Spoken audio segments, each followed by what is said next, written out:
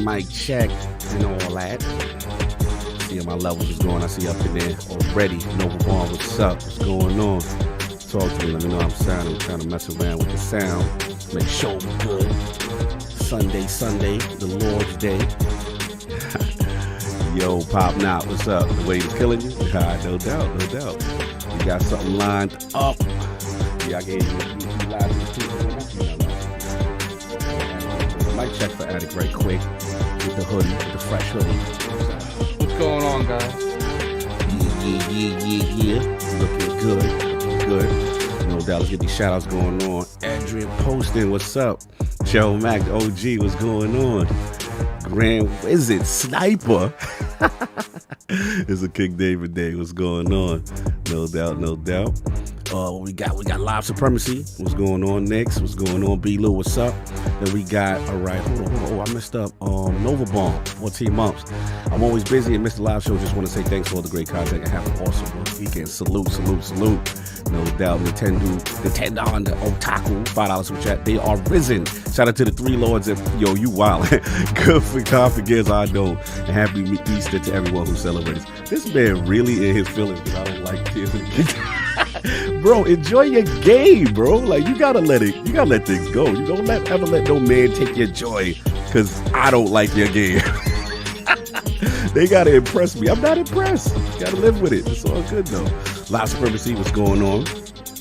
One Pint Johnny. Salute. You already know. Just wanted to make sure. Shout out to the TCL beta. Yo, wild already. It's gonna be a fun one. Gonna have a special guest, maybe Easter Sunday. You know what I'm saying? We'll see what's going on. We got Saul for a limited time, but it should be good.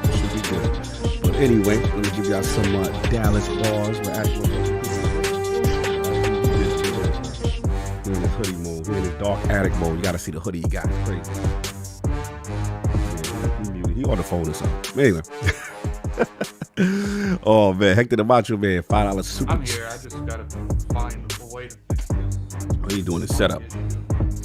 Hector the Macho Man, $5 super chat. All hail the Lord. Sony fanboys are coming out from under the rocks to talk about how Redfall looks, but you hating from the outside the club you can't get. Yo, you hating from the outside the club you can't get in. Wow. All right, I see how people feel. Yeah, I don't know if that's the topic today, but I'm sure it will come up on some level. So yeah, we got the Lords on the Easter Sunday. Maybe a special guest popping through. Should be fun. And yeah, we'll hit you with some Dallas bars. We will be right back. Hear ye, man. Welcome to the show. If you would not mind, go ahead and find yourself a spot, get comfortable, grab a snack, do all that good stuff that we need to do, and we're about to get started. It's not important who I am. What's important is that you are pulling up to the Iron Lords podcast right now as we speak, and I guess I'm here to keep you entertained until it's time to get this show started. So look. Y'all done messed up and turned me to an animal. And haters be swearing they real, but come to find out that they really mechanical. And yeah, I be eating these rappers, but that's all a part of me being a cannibal. And they say I'm better than money because you can bank on me being accountable. I know a million rappers that don't wanna be on a song with me, that's understandable. I kill a beat and they wanna compare me to Freddie and Jason. I'd rather be Hannibal. They be like, why use a video game? Just be original, y'all too dramatical. I know it's random, but I am addicted to flipping the sample and making it flammable. This is that yoga, fire, flame. They think it's arson up in the apartment, they call it department and I get the blame. Still I be running, collecting them rings. You just a target when I'm in the range. I was the hardest to start regardless back when you was messaging people on AIM. Check my vocals, all on Twitter but I'm anti-social. Love my city but I'm still bi-coastal. I got nah, let's switch that up. What is you doing? What I wanna do? Don't stop. Nah, that was dope. I'm Keep that going. Nah, go ahead. Look, I guess you could say that I'm very spoiled. For them to be your dog, they ain't very loyal. But I ain't gon' hold you, I ain't here to boil you. You ain't gotta say it, I'm embarrassed for you. Always been a nerd, never been a loser. Making Voltron with a gang of cougars. And I'm going places, better tell a Uber. Cause it's pretty hard to sleep on Freddy Krueger. That's... Whew. Let's do that again. Hear ye, man. Welcome to the show. If you would not mind, go ahead and find yourself a spot, get comfortable, grab a snack, do all that good stuff that we need to do, and we're about to get started. It's not important who I am. What's important is that you are pulling up to the Iron Lords podcast right now as we speak, and I guess I'm here to keep you entertained until it's time to get this show started. So look. Y'all done messed up and turned me to an animal. And haters be swearing they real, but come to find out that they really mechanical. And yeah, I be eating these rappers, but that's all a part of me being a cannibal. And they say I'm better than money because you can bank on me being accountable. I know a million rappers that don't wanna be on a song with me, that's understandable. I kill a beat and they wanna compare me to Freddie and Jason. I'd rather be Hannibal. They be like, why use a video game? Just be original, y'all too dramatical. I know it's random, but I am addicted to flipping the sample and making it flammable. This is that yoga, fire, flame. They think it's arson up in the apartment, they call it department and I get the blame. Still I be running, collecting them rings. You just a target when I'm in the range. I was the hardest to start regardless back when you was messaging people on AIM. Check my vocals, all on Twitter but I'm anti-social. Love my city but I'm still bi-coastal. I got nah, let's switch that up. What is you doing? What I wanna do? Don't stop. Nah, that was dope. I'm Keep just that going. Nah, go ahead. Look, I guess you could say that I'm very spoiled. For them to be your dogs, they ain't very loyal. But I ain't gon' hold you, I ain't here to boil you. You ain't gotta say it, I'm embarrassed for you. Always been a nerd, never been a loser. Making Voltron with a gang of cougars. And I'm going places, better tell a Uber. Cause it's pretty hard to sleep on Freddy Krueger. That's... Whew. Let's do that again. Hear ye, man. Welcome to the show. If you would not mind, go ahead and find yourself a spot, get comfortable, grab a snack, do all that good stuff that we need to do, and we're about to get started. It's not important who I am. What's important is that you are pulling up to the Iron Lords podcast right now as we speak, and I guess I'm here to keep you entertained until it's time to get this show started. So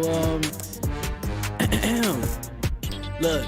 Y'all done messed up and turned me to an animal. And haters be swearing they real, but come to find out that they really mechanical. And yeah, I be eating these rappers, but that's all a part of me being a cannibal. And they say I'm better than money because you can bank on me being accountable. I know a million rappers that don't wanna be on a song with me, that's understandable. I kill a beat and they wanna compare me to Freddie and Jason. I'd rather be Hannibal. They be like, why use a video game? Just be original, y'all too dramatical. I know it's random, but I am addicted to flipping the sample and making it flammable. This is that yoga, fire, flame. They think it's arson up in the apartment, they call it department and I get the blame. Still I be running, collecting them rings. You just a target when I'm in the range. I was the hardest to start regardless back when you was messaging people on AIM. Check my vocals, all on Twitter but I'm anti-social. Love my city but I'm still bi-coastal. I got nah, let's switch that up. What is you doing? What I wanna do? Don't stop. Nah, that was dope. I'm just Keep that going. Nah, go ahead. Look, I guess you could say that I'm very spoiled. For them to be your dogs, they ain't very loyal. But I ain't gon' hold you, I ain't here to boil you. You ain't gotta say it, I'm embarrassed for you. Always been a nerd, never been a loser. Making Voltron with a gang of cougars. And I'm going places, better tell a Uber. Cause it's pretty hard to sleep on Freddy Krueger. That's... Whew. Let's do that again. Hear ye, man. Welcome to the show. If you would not mind, go ahead and find yourself a spot, get comfortable, grab a snack, do all that good stuff that we need to do, and we're about to get started. It's not important who I am. What's important is that you are pulling up to the Iron Lords podcast right now as we speak, and I guess I'm here to keep you entertained until it's time to get this show started. So, look. Y'all done messed up and turned me to an animal. And haters be swearing they real, but come to find out that they really mechanical. And yeah, I be eating these rappers, but that's all a part of me being a cannibal. And they say I'm better than money because you can bank on me being accountable. I know a million rappers that don't wanna be on a song with me, that's understandable. I kill a beat and they wanna compare me to Freddie and Jason. I'd rather be Hannibal. They be like, why use a video game? Just be original, y'all too dramatical. I know it's random, but I am addicted to flipping the sample and making it flammable. This is that yoga, fire, flame. They think it's arson up in the apartment, they call it department and I get the blame. Still I be running, collecting them rains. You just a target when I'm in the range. I was the hardest to start regardless back when you was messaging people on AIM. Check my vocals, all on Twitter but I'm anti-social. Love my city but I'm still bi-coastal. I got, nah, let's switch that up. What is you What I doing? wanna do? Don't stop. Nah, that was dope. I'm Keep just that, super keep that, keep that going, keep that going. Nah, go ahead. Look, I guess you could say that I'm very spoiled. For them to be your dogs, they ain't very loyal. But I ain't gon' hold ya, I ain't here to boil you. You ain't gotta say it, I'm embarrassed for ya. Always been a nerd, never been a loser. Making Voltron with a gang of cougars. And I'm going places, better tell a Uber. Cause it's pretty hard to sleep on Freddy Krueger. That's, whew. Let's do that again. Hear ye, man. Welcome to the show. If you would not mind, go ahead and find yourself a spot, get comfortable, grab a snack, do all that good stuff that we need to do, and we're about to get started. Well, it's not important who I am. What's important is that you are pulling up to the Iron Lords podcast right now as we speak, and I guess I'm here to keep you entertained until it's time to get this show started. So, look. Y'all done messed up and turned me to an animal. And haters be swearing they real, but come to find out that they really mechanical. And yeah, I be eating these rappers, but that's all a part of me being a cannibal. And they say I'm better than money because you can bank on me being accountable. I know a million rappers that don't wanna be on a song with me, that's understandable. I kill a beat and they wanna compare me to Freddie and Jason. I'd rather be Hannibal. They be like, why use a video game? Just be original, y'all too dramatical. I know it's random, but I am addicted to flipping the sample and making it flammable. This is that yoga, fire, flame. They think it's arson up in the apartment, they call it department and I get the blame. Still I be running, collecting them rains. You just a target when I'm in the range. I was the hardest to start regardless back when you was messaging people on AIM. Check my vocals, all on Twitter but I'm anti-social. Love my city but I'm still bi-coastal. I got, nah, let's switch that up. What is you doing? What I wanna do? Don't stop. Nah, that was dope. I'm Keep just that, super keep that, keep that going, keep that going. Nah, go ahead. Look, I guess you could say that I'm very spoiled. For them to be your dogs, they ain't very loyal. But I ain't gon' hold ya, I ain't here to boil you. You ain't gotta say it, I'm embarrassed for ya. Always been a nerd, never been a loser. Making Voltron with a gang of cougars. And I'm going places, better tell a Uber. Cause it's pretty hard to sleep on Freddy Krueger. That's, whew. Let's do that again. Hear ye, man. Welcome to the show. If you would not mind, go ahead and find yourself a spot, get comfortable, grab a snack, do all that good stuff that we need to do, and we're about to get started. Well, it's not important who I am. What's important is that you are pulling up to the Iron Lords podcast right now as we speak, and I guess I'm here to keep you entertained until it's time to get this show started. So, look. Y'all done messed up and turned me to an animal. And haters be swearing they real, but come to find out that they really mechanical. And yeah, I be eating these rappers, but that's all a part of me being a cannibal. And they say I'm better than money because you can bank on me being accountable. I know a million rappers that don't wanna be on a song with me, that's understandable. I kill a beat and they wanna compare me to Freddie and Jason. I'd rather be Hannibal. They be like, why use a video game? Just be original, y'all too dramatical. I know it's random, but I am addicted to flipping the sample and making it flammable. This is that yoga, fire, flame. They think it's arson up in the apartment, they call it department and I get the blame. Still I be running, collecting them rains. You just a target when I'm in the range. I was the hardest to start regardless back when you was messaging people on AIM. Check my vocals, all on Twitter but I'm anti-social. Love my city but I'm still bi-coastal. I got, nah, let's switch that up. What is you doing? What I wanna do? Don't stop. Nah, that was dope. I'm Keep just that, super keep that, keep that going, keep that going. Nah, go ahead. Look, I guess you could say that I'm very spoiled. For them to be your dogs, they ain't very loyal. But I ain't gon' hold ya, I ain't here to boil you. You ain't gotta say it, I'm embarrassed for ya. Always been a nerd, never been a loser. Making Voltron with a gang of cougars. And I'm going places, better tell a Uber. Cause it's pretty hard to sleep on Freddy Krueger. That's, whew. Let's do that again. Hear ye, man. Welcome to the show. If you would not mind, go ahead and find yourself a spot, get comfortable, grab a snack, do all that good stuff that we need to do, and we're about to get started. Well, it's not important who I am. What's important is that you are pulling up to the Iron Lords podcast right now as we speak, and I guess I'm here to keep you entertained until it's time to get this show started. So, look. Y'all done messed up and turned me to an animal. And headers be swearing they real, but come to find out that they really mechanical. And yeah, I be eating these rappers, but that's all a part of me being a cannibal. And they say I'm better than money because you can bank on me being accountable. I know a million rappers that don't want to be on a song with me, that's understandable. I kill a beat and they want to compare me to Freddie and Jason. I'd rather be Hannibal. They be like, why use a video game? Just be original, y'all too dramatical. I know it's random, but I am addicted to flipping the sample and making it flammable. This is that yoga, fire, flame. They think it's arson up in the apartment, they call it department and I get the blame.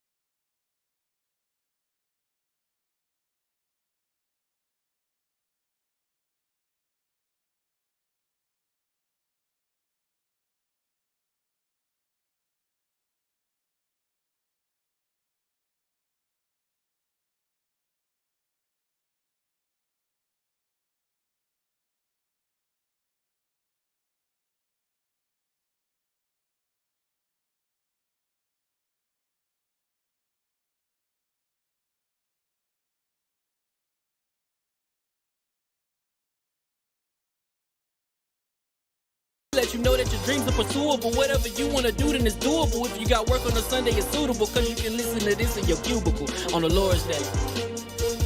Woo. If you got work on a Sunday, it's suitable, cause you can listen to this in your cubicle on the Lord's Day.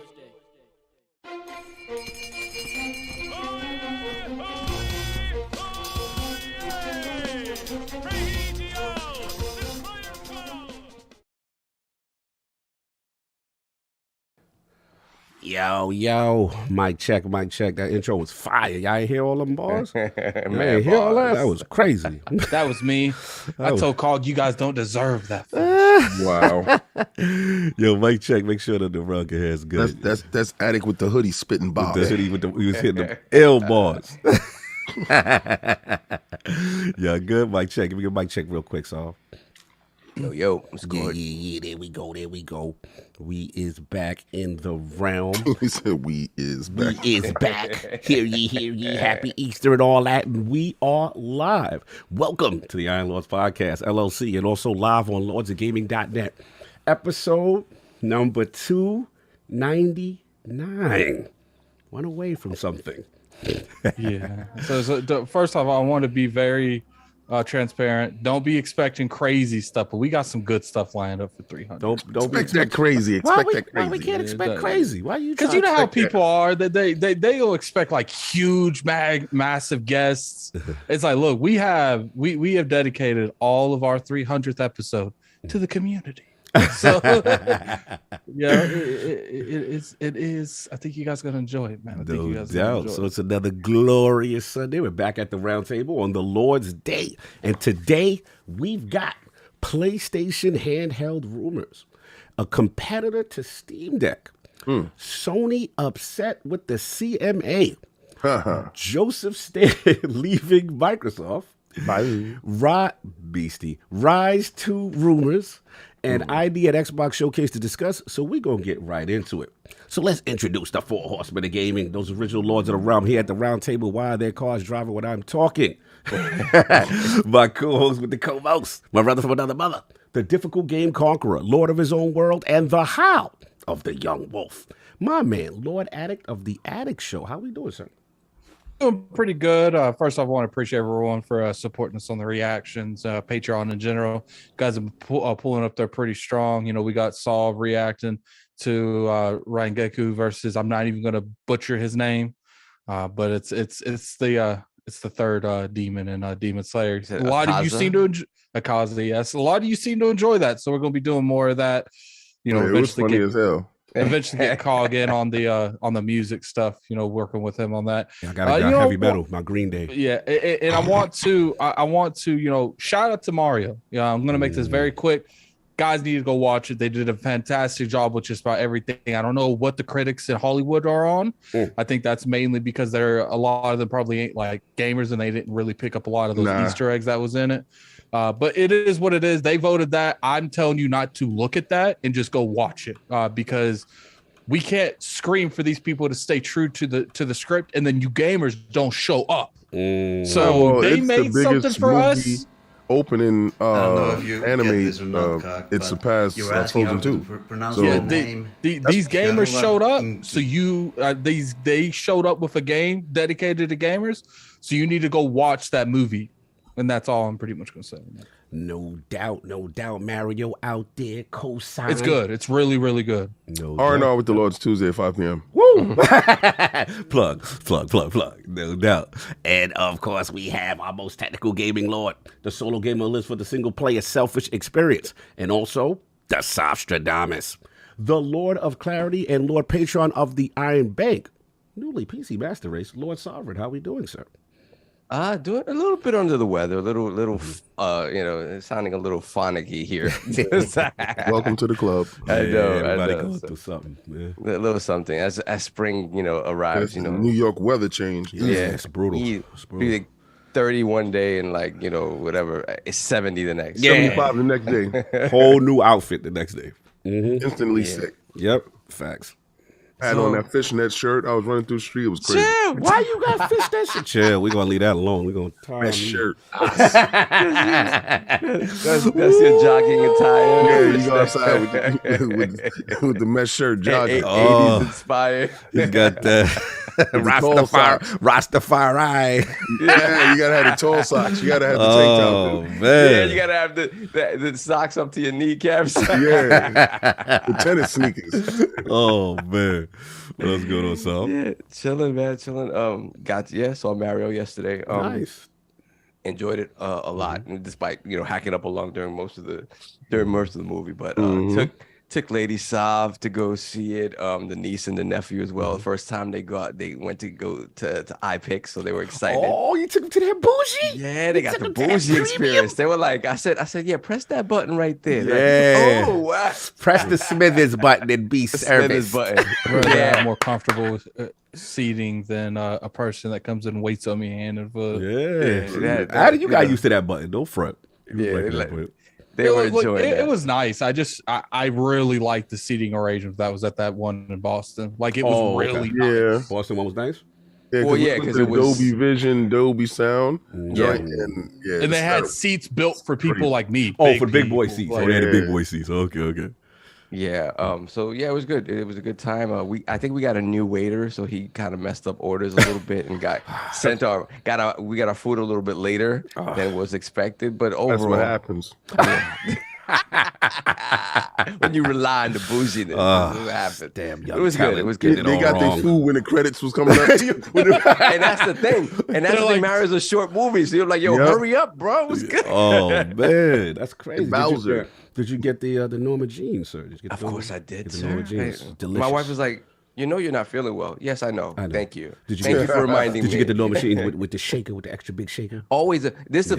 So he brought me, I said shaker. This is how he wasn't a great waiter, but I appreciate him because he actually cut one of the things off the bill because of the bad of his horrid service. Yeah. Continue. So he brings me just a cup of it. And I'm like, I said shaker.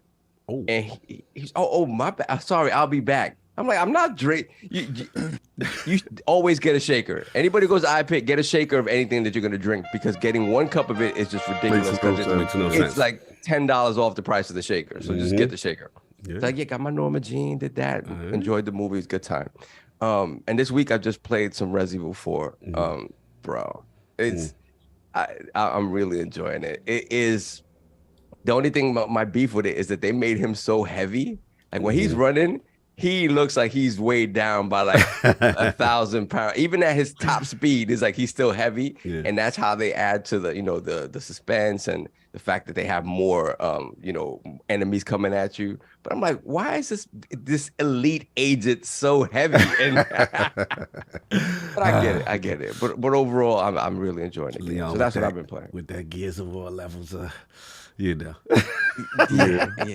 Anyway, no doubt. And of course, we have the Incredible Hulk of this, aka the XS Gamer. Ooh, The prophet of Xbox. Swami. King of the statues, who demands nothing less than that premium experience and is the leader of the fraud alert movement. Ooh, Beloved Lord King, how we doing, sir? I'm doing better than Javier Fortuna. He got knocked out yesterday. Mendoza gave him that ooh-wee, dropped him, knocked him out, got him out of there. Shakur Stevenson walked over his duck. Keyshawn Davis walked over his duck. Top rank fighters, y'all be thinking y'all be out there doing it. Bob Arum be serving y'all up ducks, and then y'all get in there, fight real dudes, and get your head pinned off. So y'all know what it is.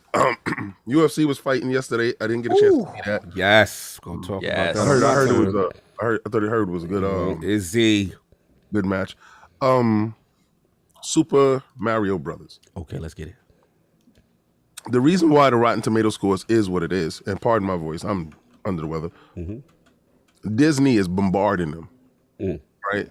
They're trying to keep those the ratings low, so dudes will be like, "Nah, I ain't gonna go see that." It already surpassed their greatest movie so far, and it's on its way. So it beat Frozen. It beat Frozen 2. Frozen 1. I mean, Frozen 2 beat Frozen 1. It's already tell my beat it. girl one second. And that was domestically. So this is a shh. I'm trying to watch it Tuesday. Yeah, no, we're not gonna spoil anything. Okay. I'm just gonna say you're in for the greatest treat as a fan, and if you were there from the '80s, Yeah, man. Everything. Yes. Everything. Everything. The love. The love. Yes. I mean, The just, nuance? just look all as Yes, you're keep watching the movie. looking at Look at everything. everything. Listen for everything. Look Yeah. at everything. It is fan service to the max.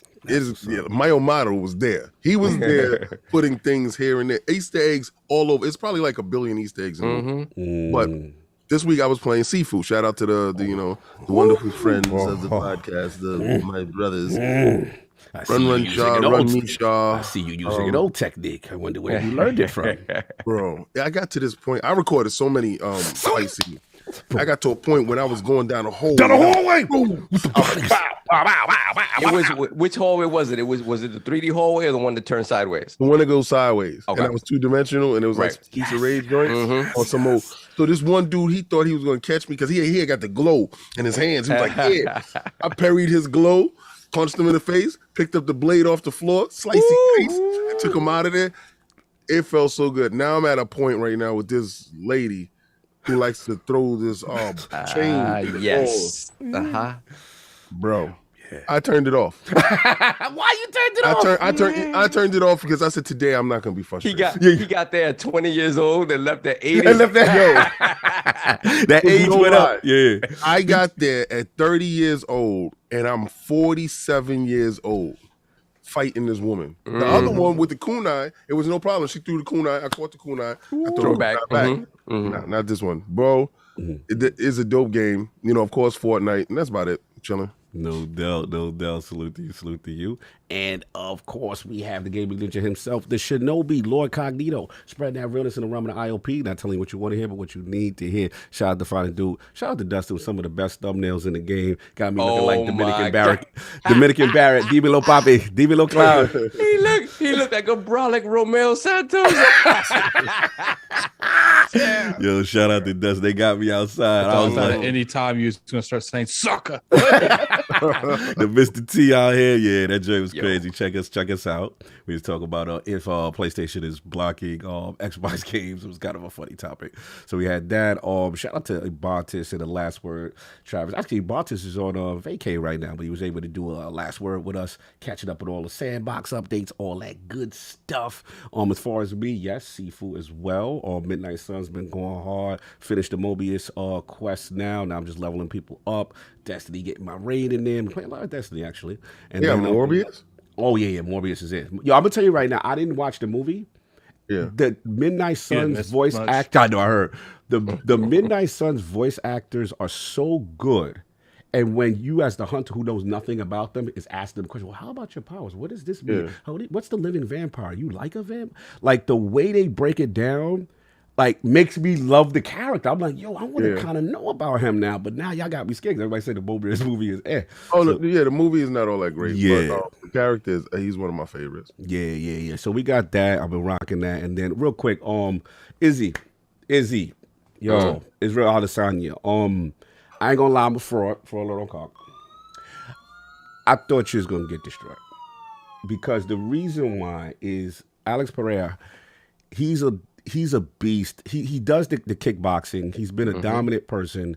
He's literally your mirror, but bigger. And it's funny. But the thing is, usually you know how I go, King. We've been there for the twos, the Roy Tarver twos, the Vernon Forrest Sugar Shake. Like usually there's that dude that skill set wise is just that guy. Then this guy beat you like 3 times. His son did all this. So in my mind, I was like, yeah, this is probably going to be the breaking down. You know what I'm saying? This is going to be the breakdown. And it's sad because I like Izzy. So I was like, first he was kind of tentative. But there was a moment, D, where he just said, you know that F it moment? And I'm going to stay in the pocket. Yep. And I'm not scared of you. Because let's be real, this dude is stalking you. Bigger dude stalking you. Anyway, got him to the case.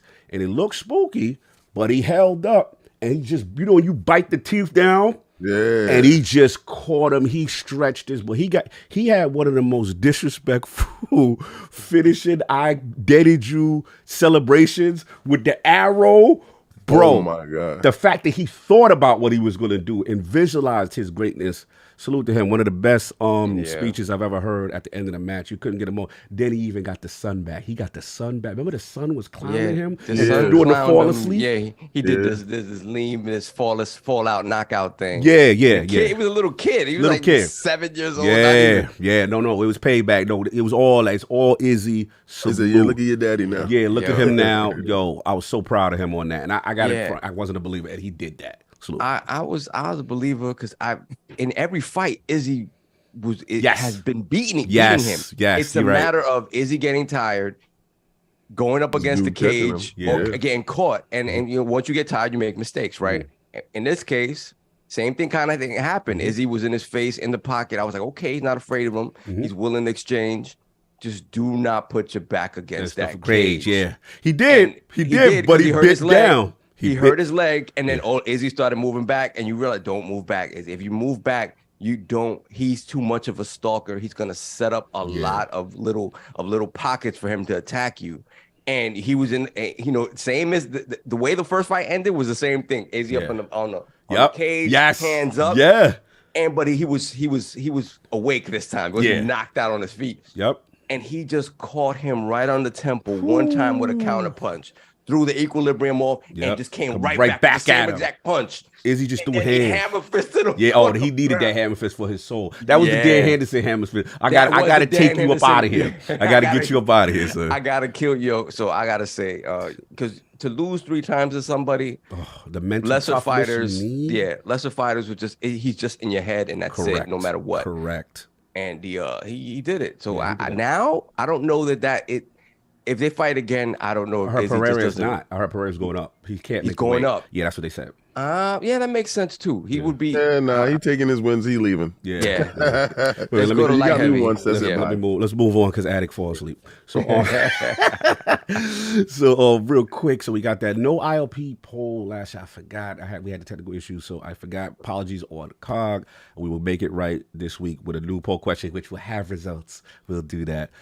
We do have a Patreon question. Should we do the Patreon question, or do you want to do the super chats now? So do the Patreon question. All right, Patreon question for us right now. And I'm not gonna butcher the name, so I'm not even gonna try it. But I'm gonna listen to the video you sent me. You know who you are, and I'm gonna get your name pronunciation correct because I'm not soft. With the news of another canceled E3 and PAX East under our belts, it got me thinking: what would it look like if Xbox hosted an event in a similar vein to the 360 Zero Hour? It doesn't have to be a console launch specifically, a celebratory event. APK deal goes through, or Xbox celebrates having games again. Who cares? Pick a reason. What does that event look like? Do people show? Is it less or more popular now than it was before? Does it pop off and turn into Microsoft versions of Burning Man in the middle of the desert? Curious about the Lord's thoughts on a console-specific game festival. Anybody can get it. Microsoft won't do it because financially they realize that they can do little tiny events with controlled scenes and make it look like giant events and still control the narrative and save money. So nothing like that happened. Thoughts on an event, Sov? Yeah, I mean, they've done stuff like that for console launches. I could see something cool like that. I remember the event out in the desert. I think it was for the 360 launch or something like that, out in like an airplane hangar or something. That was years ago when people were spending money. When people were spending that type of money. I just think the landscape is different. Like King said, it's like there's no need to spend that amount of money to get the message out and still see the same results or even better results, right? So I don't see it. I would love to do it because what worries me about E3 going away, even though there's still PAXs and we really enjoy PAXs, but it is that event, that industry event that's going to bring everybody together in a big way. Because unfortunately, what happens is throughout the industry, you're going to see the bigger publishers shy away from that sort of stuff. The smaller guys still need that spotlight on them. So they're going to make the time to go to a PAX. They're going to make the time to go to these smaller events because they're not charging them as much as and stuff like that. So unfortunately, the big event that is sort of encompassed by big games, I don't know if we're going to see as much of it. So for something that size, you need a bunch of big games to sort of promote that. And I don't know if that's going to happen. So I wish it were true and something like that would happen. I just don't know the reality is where we're at. No doubt. Addict thoughts, big event? I personally, me selfishly, I don't want anything like E3 to go away. I want them to, go above and beyond. But the only reason people needed to go above and beyond was because everyone else was there. I think if individual publishers are making their own event, they don't need to go above and beyond because they're the only people there. It's not like, when you're doing E3 and you feel like you have to compete with PlayStation, so you go bigger than you think that they're going to go. Like, you're picking the date. You can literally go anytime you want. So you're going to go when PlayStation's not there. So you don't have to go as big because you don't have anyone else around you that's going to soak up that news time. Yeah. No, I hear you. I think I'll just jump in. I'm all about Xbox doing more events because I feel like with all the acquisitions, it's getting to the point now you can't name your show the Xbox, but that's the Activision. You know what I'm saying? Like, you can't do that. So the console specific stuff, I think is what you said, Attic. Like, I think they can basically control the narrative by having their own pop-up show, but not in person, but like, you know what I'm saying, through online. And if they do it online, you can do your, hey, we're celebrating Activision Blizzard. Hey, we're sitting down with Robert, or we're sitting down with Mikey Barrow from Blizzard, and tell us what happens now, that kind of stuff. So I think that's kind of the deal. I'm not against in-person events. You know what I'm saying? I'm not against it, but I just think it makes more financial sense at this point, based on what happened with the ESA and E3, for them not to do that. So that's where I'm at. Let's get this super chats, man. No doubt. Get that smooth voice before you go. Exactly. The extra deep baritone. Yeah. We got Hector the Macho Man, $5 super chat. All hail the Lords. Sony fanboys are coming out from under the rock to talk about how Redfall looks, but you hating from the outside the club. You can get in. You can't get in. Probably. You can't get in. Yeah. I mean, you can't. You don't want to get in, but you can. That's maybe a different thing. Everybody's welcome in this club. Hilarious. Then we got Nintendo the Otaku, $5 super chat. They are risen. Chill. Shout out to the 3 lords. Chill. Putting out the government. Yeah, shout out to the 3 lords and don't do that. You're talking about for that. But I don't. Also, happy Easter to everyone who celebrates. Thank you, brother. Appreciate that. Likewise to you. That's why you doing that for? He big mad. He ain't like I went in on his Tears of the Kingdom. He not feeling that. Then we have Nintendo the Otaku once again, $5 super chat. Reminder that Nintendo will have Game of the Year and the biggest movie of the year 2023. Yeah, the movie for sure. For movie, what I'm hearing is for sure. Yeah. No doubt. We have B. Lou, member for 19 months, Lord Bronze. Shout out to the Lords. Lou Boo. Yeah, shout out to Lou. Hey, Saul, I know you want to be here a little bit. Our guest is here. I'll finish the super chats after you leave. Cool. Okay. I mean, cool. So you want to just do, all right, that's perfect. Let me finish this last one. Shout out to the Lord. Salute to Izzy for reclaiming in epic fashion. Also, Shakur is amazing. Y'all keep killing it, no doubt. So cool. We can stop here and get it, yo. So we got like a special guest. A new challenger has arrived. A new challenger has arrived. He's muted on Zoom, but hopefully he can unmute his Zoom so real quick. Solve. What was the last super chat? Monster Pontes is the next one. No doubt, no doubt. Is that the legendary? Is that the insider? Let's see if we can hear him. He's unmuted. Okay. Oh, yes. There you go. yeah, There you go. Lord Tom, can you hear us, sir? Yeah. Congratulations. Yeah. Yes, Yeah. I hear you. The legendary. You know what this reminds me of, King? You remember like the guy like don't get taken this wrong way, Tom. Like the guy that snitched and then they got they got the voiceover and you just hear the voice, you hear the sultry voice. He tells you all the inside information. They got him behind the curtain. We need the voice modulator. We need the voice modulator for Tom. I did see the UFOs. The UFOs are in now, Tom doesn't have on his camera because remember I took his eyebrows. Oh my God.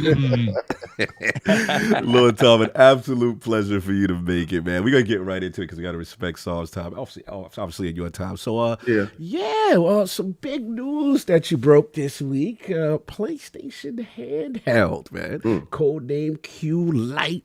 You know, the next piece of Sony hardware. You had a lot of stuff to say in reference to that. So just for those who are unaware of this amazing, kind of news you broke on Inside Gaming, tell people what's the thought process here as far as Sony's thinking, and then how this may relate to the PlayStation 5 Pro. Man, so I think in terms of this even being successful straight away it's going to need to be cheap, right? And that's why I'm looking forward to King's predictions on what the price is going to be, because it's going to need to be cheap. It's going to use remote play instead of like traditional cloud. I mean, that's pretty much it. I did say in the report it is going to release between the PlayStation 5 Pro, which is the end of 2024 at the moment, and between the new PlayStation 5, which is going to have a detachable disk drive towards the end of this year. But yeah, at this moment in time, it is going to release towards the end of this year. So a lot of people said it's going to be 2024, but at the moment it's looking like November. Wow. So we're looking at this. So one would tend to speculate, Tom, that this seems to be whatever the next Sony showcase should be huge, because you're talking about a lot of hardware reveals. I mean, your face, King. I'm just laughing. They putting out all this hardware with no games. Excuse me, sir. Anyway, no, because Sony ain't got games. You out of pocket. Anyway, so basically, we knew about the detachable disk drive, like you said. Then you said there's a Project Nomad, what I believe is like wireless earphones. Is that correct, Tom? Yeah. Right, and then the Nomad is the earbuds and the Voyager is the headset. Which are and those are also coming towards the end of the year. So whatever this next showcase is going to be, it seems like it is going to be a pretty big one. Wow. I know Grubb said that it was going to be like the next phase of PlayStation, which it seems like it is going to be.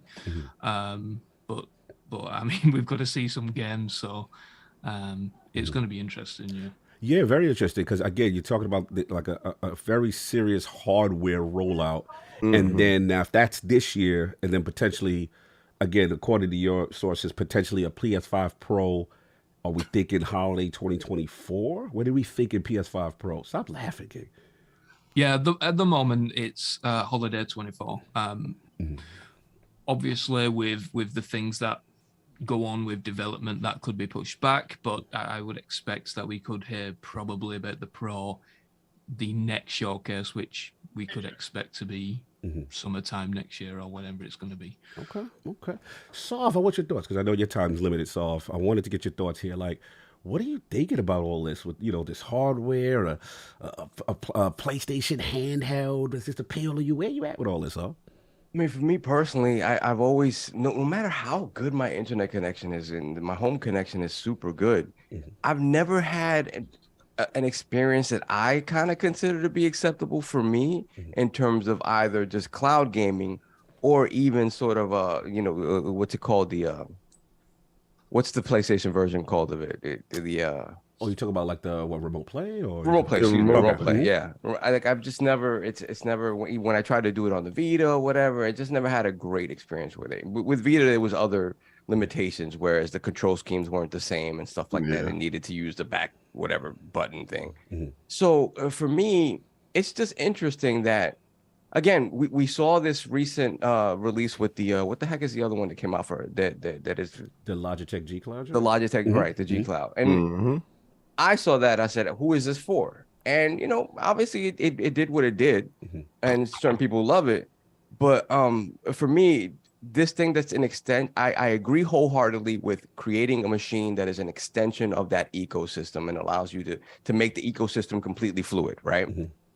Where I don't see the benefit is if it is a pricey, cloud-based, remote play-based thing that's going to technically give you an inferior experience for whatever X amount of dollars they want to charge you for it. I would have preferred if they invest wholesomely in making something stronger locally, right? That allows you to play the games locally, natively. Give me, a PS4 Pro level sort of power-wise, right? That's a lot of prices, a lot of native but hardware, another skills off. That's a lot to ask. It's a lot to ask. It is a lot to ask for, but Vita I'm not asking for separate games, right? Okay. I want something just like a Steam that's an extension of that ecosystem that allows me to take it anywhere I want. This thing, I don't know how appealing it is to everyone. Again, it has to do with internet like a speeds passion and stuff project. like that. It sounds here like we go. It sounds like a possible L in the making, unless behind the scenes, the guts of it behind, it's working to a point where the experience is excellent. If that is the case, cool. I can see, we've talked about Microsoft with this, doing something like this or whatever. To me, I see the benefit in creating the powerful portable that extends the ecosystem and lets you play those games locally, as opposed to it constantly having to be connected in some way, shape, or form. I don't think we're there yet. They keep putting these machines out in an environment where that isn't the norm yet. Sounds like a PSP Go, don't it? Oh my god. Yeah, PSP Go to the bushes. Oh my god. So for me, I don't think we're there yet where it's viable to sell. In a world where they just sold me a $550 headset that's more expensive than the base console, I fear that PlayStation isn't going to read the room and charge me an excessive amount of money for this thing that is essentially a cloud extension of their ecosystem rather than a bespoke. Nah, you want to play these bangers, you're going to have to get in there. So I don't know. To me, it doesn't make a whole lot of sense. So but we'll see. Yeah. So nothing tempts you. No, there's nothing right now that would move you into. It's not local. I don't need it. It's fine. And this is as a guy who can't play his PlayStation unless he's home, and he's never home, right? I just don't. For me at work, I don't have the greatest internet, so it doesn't work well for me. Got you. So it would have to be. I would want the bespoke local, machine that is powerful enough for those games to look decent at that resolution, at that size. So again. And I would be willing to pay maybe an exorbitant amount of money for it. See, I think that's the issue, though, is how many people are willing to pay that. Right. And, just because you got certain people who do that, because you got to keep them on, they're competing with the Steam Deck. Right. They're competing with whatever the successors on the Switch, because we know that's happening eventually. There's a successor on the Switch. Can they compete in that market if the price is too priced out? And I think it's debatable at that point, and especially go ahead. No, but that's the thing. I worry about them price wise, no matter what the machine is. If it was a local machine like a Steam Deck or whatever, the price would be crazy. So I just worry that the price is gonna be crazy anyway. So Tom, I don't know if you know about your sources, but what about that? What if a nice little sweet 300 or 300 and less? Unfortunately, I wasn't able to get. You wasn't privy to that. But what I will say is that I think that we all set ourselves up for disappointment with this with like the Asus Ally, there was rumors that they're making that to compete with a new PlayStation handheld and all of this kind of stuff. Ooh. So I think we just set ourselves up for disappointment. But I think if you look at the Q Lite as an accessory and not a handheld, then things start to change a little bit. By the end of this year, there's probably going to be 45 to 50 million PlayStation 5s on the market. Right. So already they have the accessory to complement that market, right? And if this is going to be $150 to $200, because essentially it is just going to be. It's a nice price, Tom. I like that 150, 200. Well, do you think that's realistic though, Tom? Like, do you think that in the market today is realistic? I think around 200 would be realistic, because essentially all this is a DualSense controller. But I'm assuming it's gonna have a touch screen on it. It's gonna be $399 with the DualSense technology in it. Like I feel like $250, $299. It's going to be $399. Oh, here we go. Here comes the proclamations. Y'all can write it on the wall. We betting Tom. We betting Tom again. We didn't. Listen, I agree with King on this one. Oh wait. Wait. Y'all think they gonna charge $399 for streaming only? I'm not saying 400. I see 250. How much is the 300? How much is the Logitech? How much is that Logitech? How much? 350. I think it's about 3. So I gotta ask. 350. Got it. Yeah, PlayStation said our name $50 more. $399 guaranteed. Y'all can write that down. $399? $390 guaranteed. Tom, if it's $399, I will personally buy you one. Oh, listen, bend the knee again with Tom Henderson versus King. I'm gonna hit you in the DMs with my address. But remember, you said this. I didn't. I'm telling you. $399. That's. Man, I know these dudes. I hope it's not $399, because we're never gonna shut King up. Listen, I know these dudes like the back of my hand. I told you that PSVR was gonna be $6. Surprise. Who's here? Yeah. So I told you said the PSVR was gonna be $1,000. No, I said it's $1,200. You got to add in that PlayStation 5. I was dead on. Boom. That happened. That was there. So we ain't gonna act like I ain't been right on price. I just know these dudes, and I know they don't care about y'all. So y'all all be sitting out there talking about these low numbers. Yeah, $399. Since we're talking about bets and stuff, Tom, I got a question for you real quick. Do you got any inside knowledge on whether or not that Spider-Man 2 or Wolverine's going to be PlayStation 4 or 5? Oh Lord, here we go. No, I don't. This is gonna be. We trying to get them knees early. Me and King, we have a little, bend the knee going on that. I'm saying both of those games are going to be PlayStation 5 only, and King's saying they're going to be cross-play. I'm saying as soon as this ABK deal go through, everything is off the desk. Everything.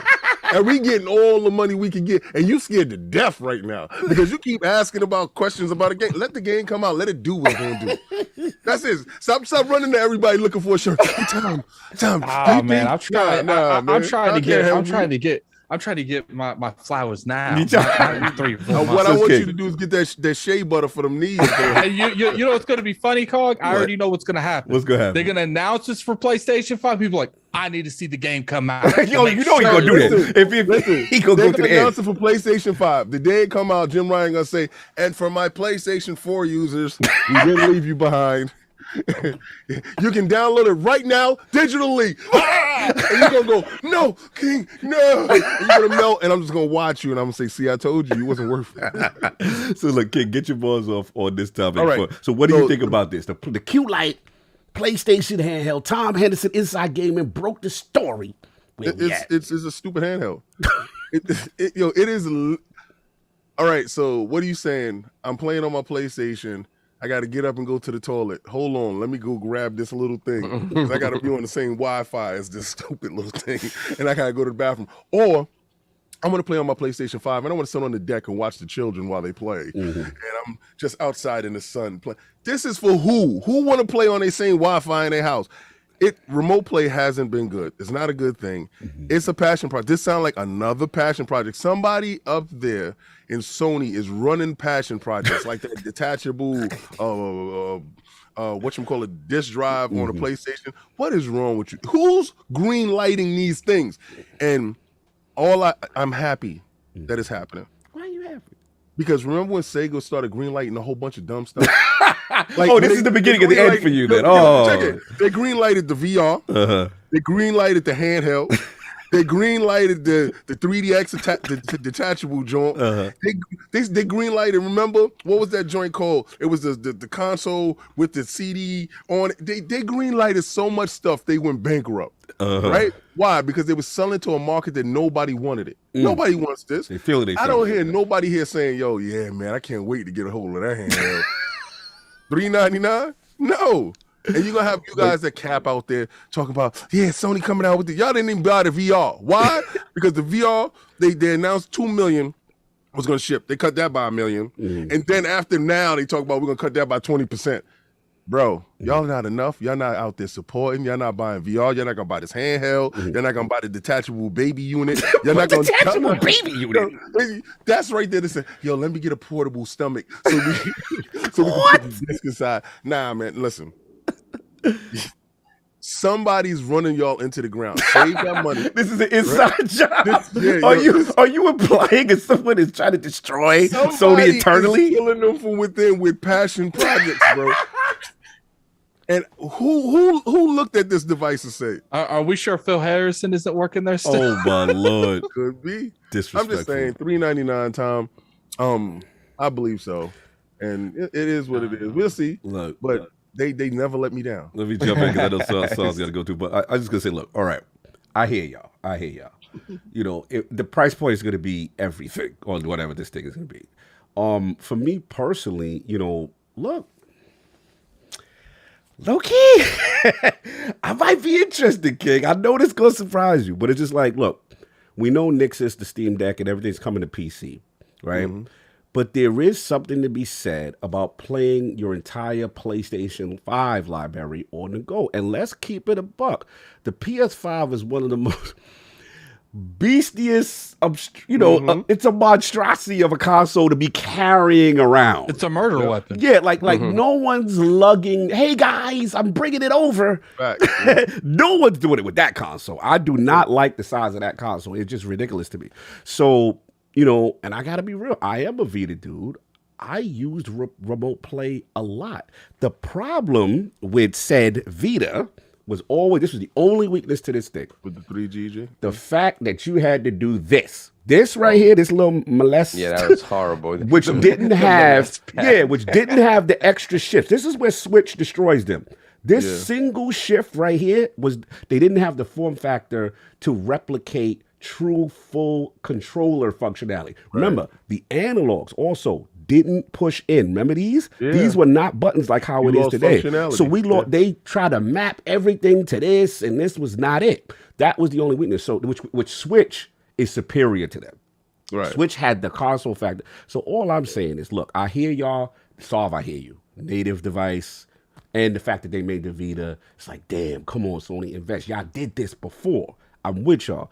My thing is, though, if you're telling me I can still remote in, and according to Tom, right, if it's like $250 less, some people may look, it depends. Let's say the device looks slick.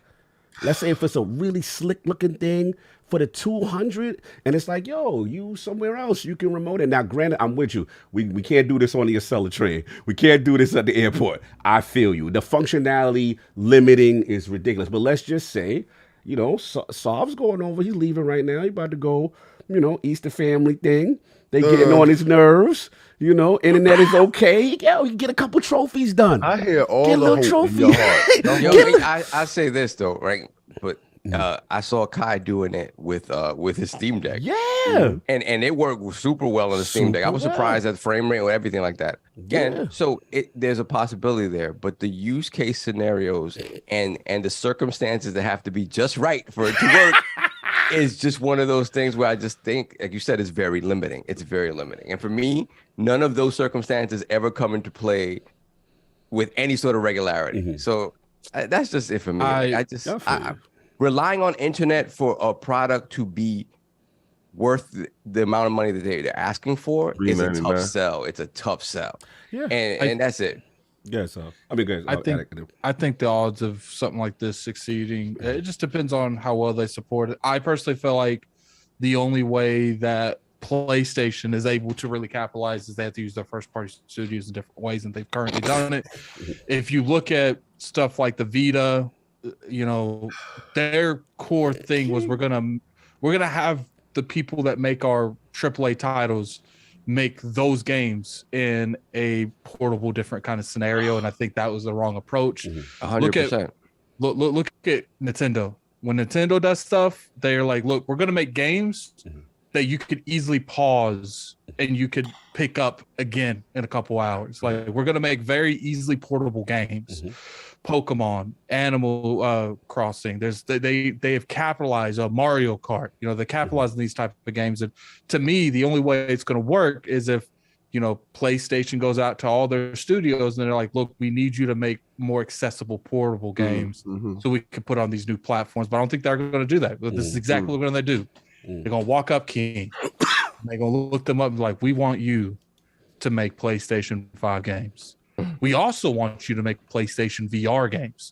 And we also want you to make sure all that snap works on this portable device that we got going. It's just a streaming joint. They don't even got to configure for it. They don't have to make a new SKU for it. You know, I get what I get what you're saying though, but I do want to ask Tom, like on this last one, I know we move on from the subject, like just like what's your thoughts on this? Like as far as like the viability, maybe the potential, or is there something we're not seeing, you know, that you say, hey, you know what, this could work with their ecosystem? Just what's your personal thoughts on this potential rollout? Because they look like they're linking this with this, you know, this other hardware as well as PS5 Pro eventually.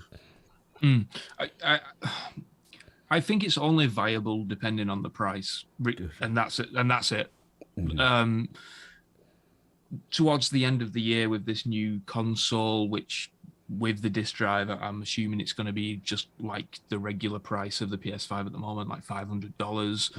If this handheld is going to just be an accessory and it's going to be $150, and then you bundle that with the PlayStation 5 for $650, maybe throw in Spider-Man 2 for $700. You throw that in the packaging with a Spider-Man soft, and you give it in the box soft. If their most expensive accessory now, apart from the PSVR 2 headset, is that whatever that DualSense Edge controller at almost $200. If you could hit that price point or below, you said almost $200. It is $200 actually. Yeah, exactly. Come on, stop playing.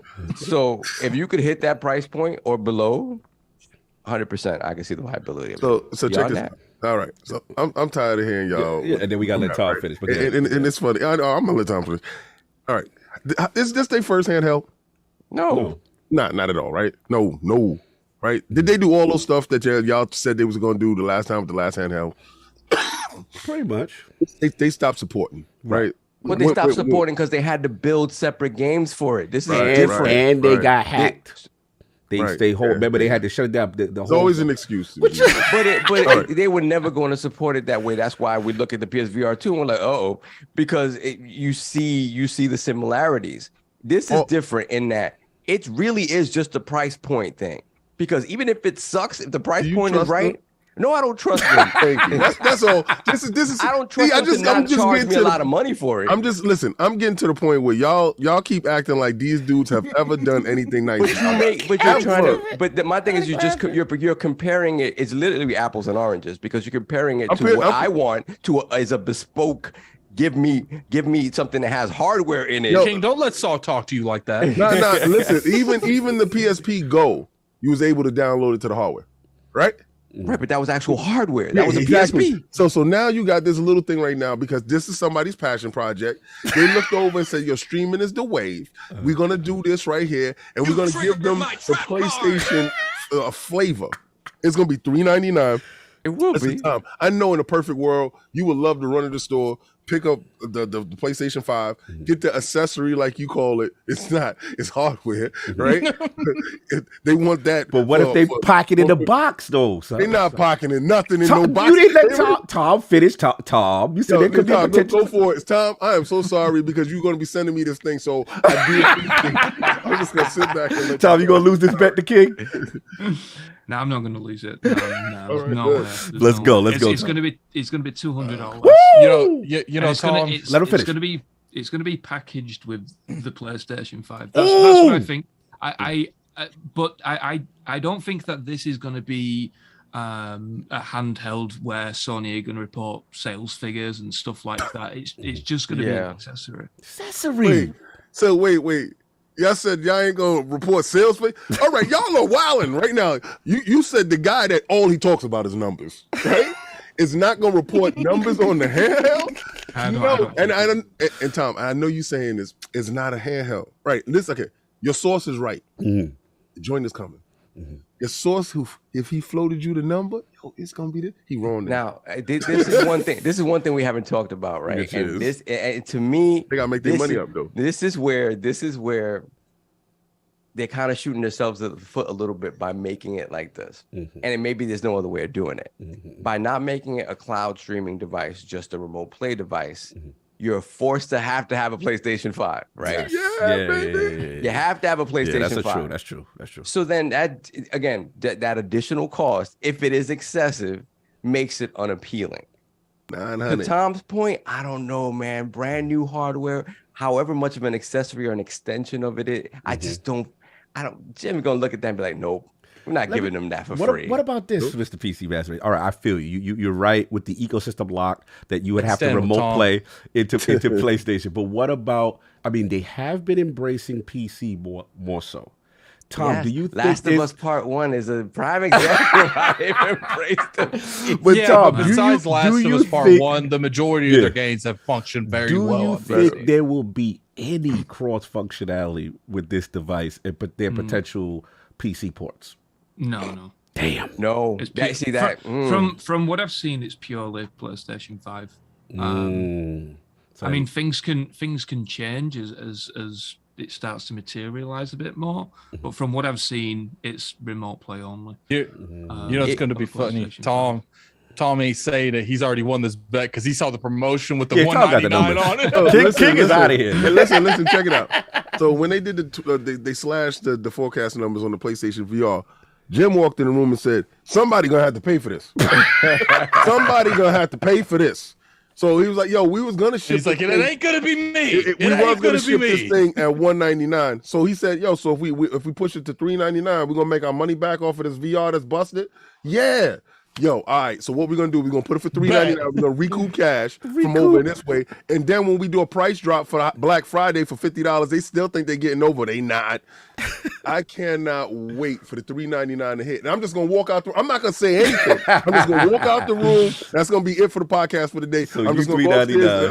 I'm gonna text. I'm gonna text Tom. I'm gonna be like, "Thank you," and that's it. Because I know Sony want their money back. They just want their money back. That's all. It's okay, Tom.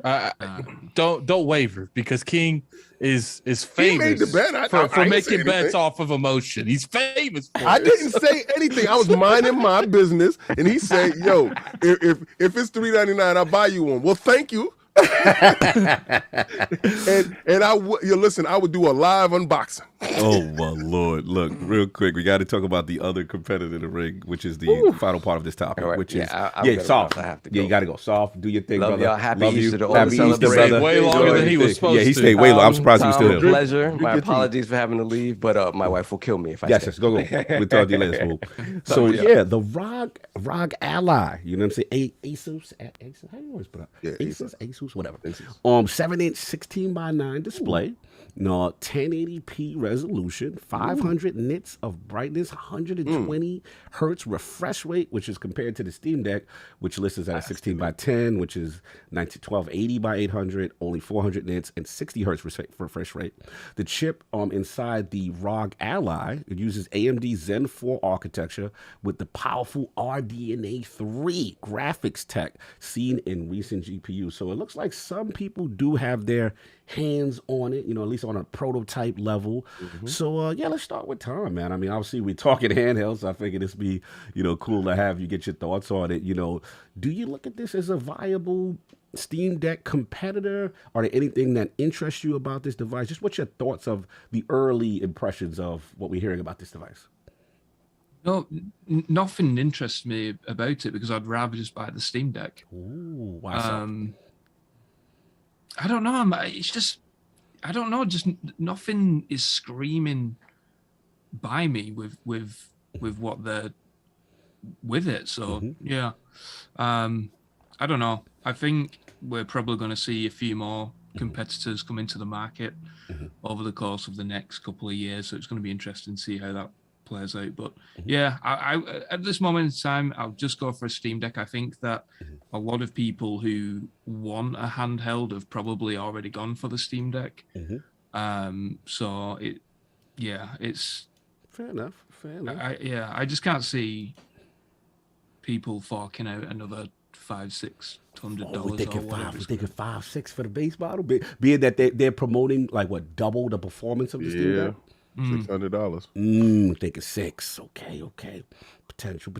Skid Addict, Lord of Handheld here. Thoughts, on a Steam Deck competitor. I don't know if you got a chance to look at the Ally. I'd rather watch Shazam again. Oh my wow. Jesus. No Steam Deck love, no Ally love, no handheld love. Does he got Pokemon? Oh, we talk about the games. Okay, fair enough. Well, technically, I got to see stuff. Like, I don't mind, I might throw jabs at the Steam Deck, but at least you have your Steam library to gravitate towards. Does this, access any type of library, like a PlayStation library or something? What does this access? Well, I mean, it looks like you could obviously, it feels like Windows 11. You can put Steam, the OS on that. There are rumors of Xbox integration as far as Game Pass. Let that go. Let that go. So just to clarify, I got to pay $600-700. I mean, we don't know the official price yet. We don't know the price yet, but one could assume the rumors are they are advertising with the AMD, the Zen 4 and RDNA 3. They are advertising they are double the power of Steam Deck. So we just assuming based on these proclamations and what is it, Linus Tech, and what's my man Dave 2D, who have these prototype units and they're running these games at the high fidelity. One could assume that the base might be in that pocket, maybe 5, maybe 6. I feel like because the Steam Deck, I feel like we're going to get flooded with these handheld things, and some are going to succeed, some are not going to succeed. I think the reason the Steam Deck, I think the reason the Steam Deck is successful is because it has Steam to capitalize on. It's got the verification of Steam handheld. I just don't see Steam. Like, here's the thing: you need a conglomerate of like Steam, PlayStation, Xbox, Nintendo, something that actually has some backing to succeed here. Just because you can download the OS, is it integrated into this thing? Right. Well, I mean, that I don't know. I don't. There's going to be questions about the Asus UI, and not to mention, from the way they're talking about it. From what I heard, it seems like an easy integration. But again, I can't confirm officially. I could just go by what these videos I guess to me, it's just like, if you're gonna get something in that, you might as well just get the Steam Deck because it's already built into it. I feel like the majority of the people that's going to be buying these games, they're going to buy stuff that work more handheld anyway, like a lot of indie developing stuff. Certain games that run well on the Steam Deck. I don't feel like the issue is the exclusive games to the platform or games that work on the platform or something. Like, it's not the power to me. There's a reason Switch outsells everything and it runs like a potato. Right. If you get the good games, everything else will come afterwards. Right. And it's like, with VR, with the handheld market, I'm tired of these people be like, we're going to bring it to you. We're going to let you play everyone else's stuff. We ain't going to worry about the games. We're going to worry about that later. But that is the PC ecosystem mindset. Yeah, that's their model. Their mindset is they want to have everything. I know what you're saying. You're saying Asus doesn't make games though. Yeah, they don't. You're right from a game standpoint, from a pure gamer standpoint. I just wanted to put you in the mindset of a PC enthusiast who's like, I like the games, but I would have played them at the highest fidelity. And all the bells. Then play it on the PC. Well, no, you want it on the go. I mean, but this thing is Zen 3. This is what this literally could be powerful PC itself. Yeah. Yeah, you're gonna pay half of your mortgage for it. So it's just like, look, like you want to go out there and it means that much to you.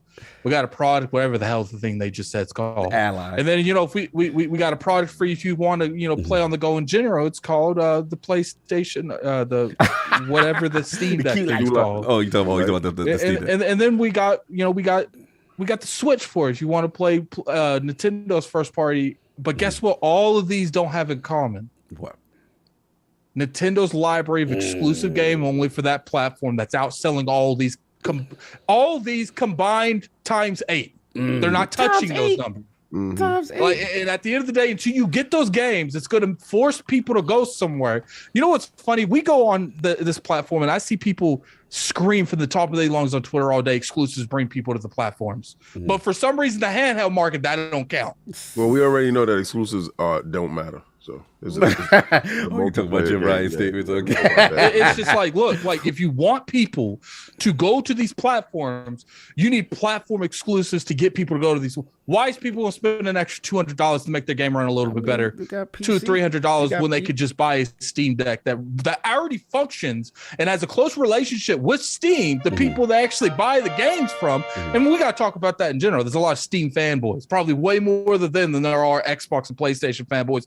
And good luck getting any of them to buy something that's not Steam affiliated on the PC market. I mean, but the PC is open source. You could put whatever you want on whatever. So you could have the Steam. There's no. I get that, but we see it right now. There's the Epic Game Store. There's the Windows. You can have all that. But see, here's the thing. All that on Ally. All that exists on PC, and the Steam fanboys would rather go out and buy the game on Steam than download another platform to play it anywhere else. They could do the same thing. They could literally have this. There's nothing precluding it. But I understand your point on the mindset. I do want to get King on this. Thank you. As far as the Ally, man, Steam. Love this machine. Oh, yeah, Windows 11. Oh, Windows 11 because Steam doesn't have it. It's marketed with Xbox. Hey, Tom, you saw the marketing on this one, right? Game Pass. Yeah.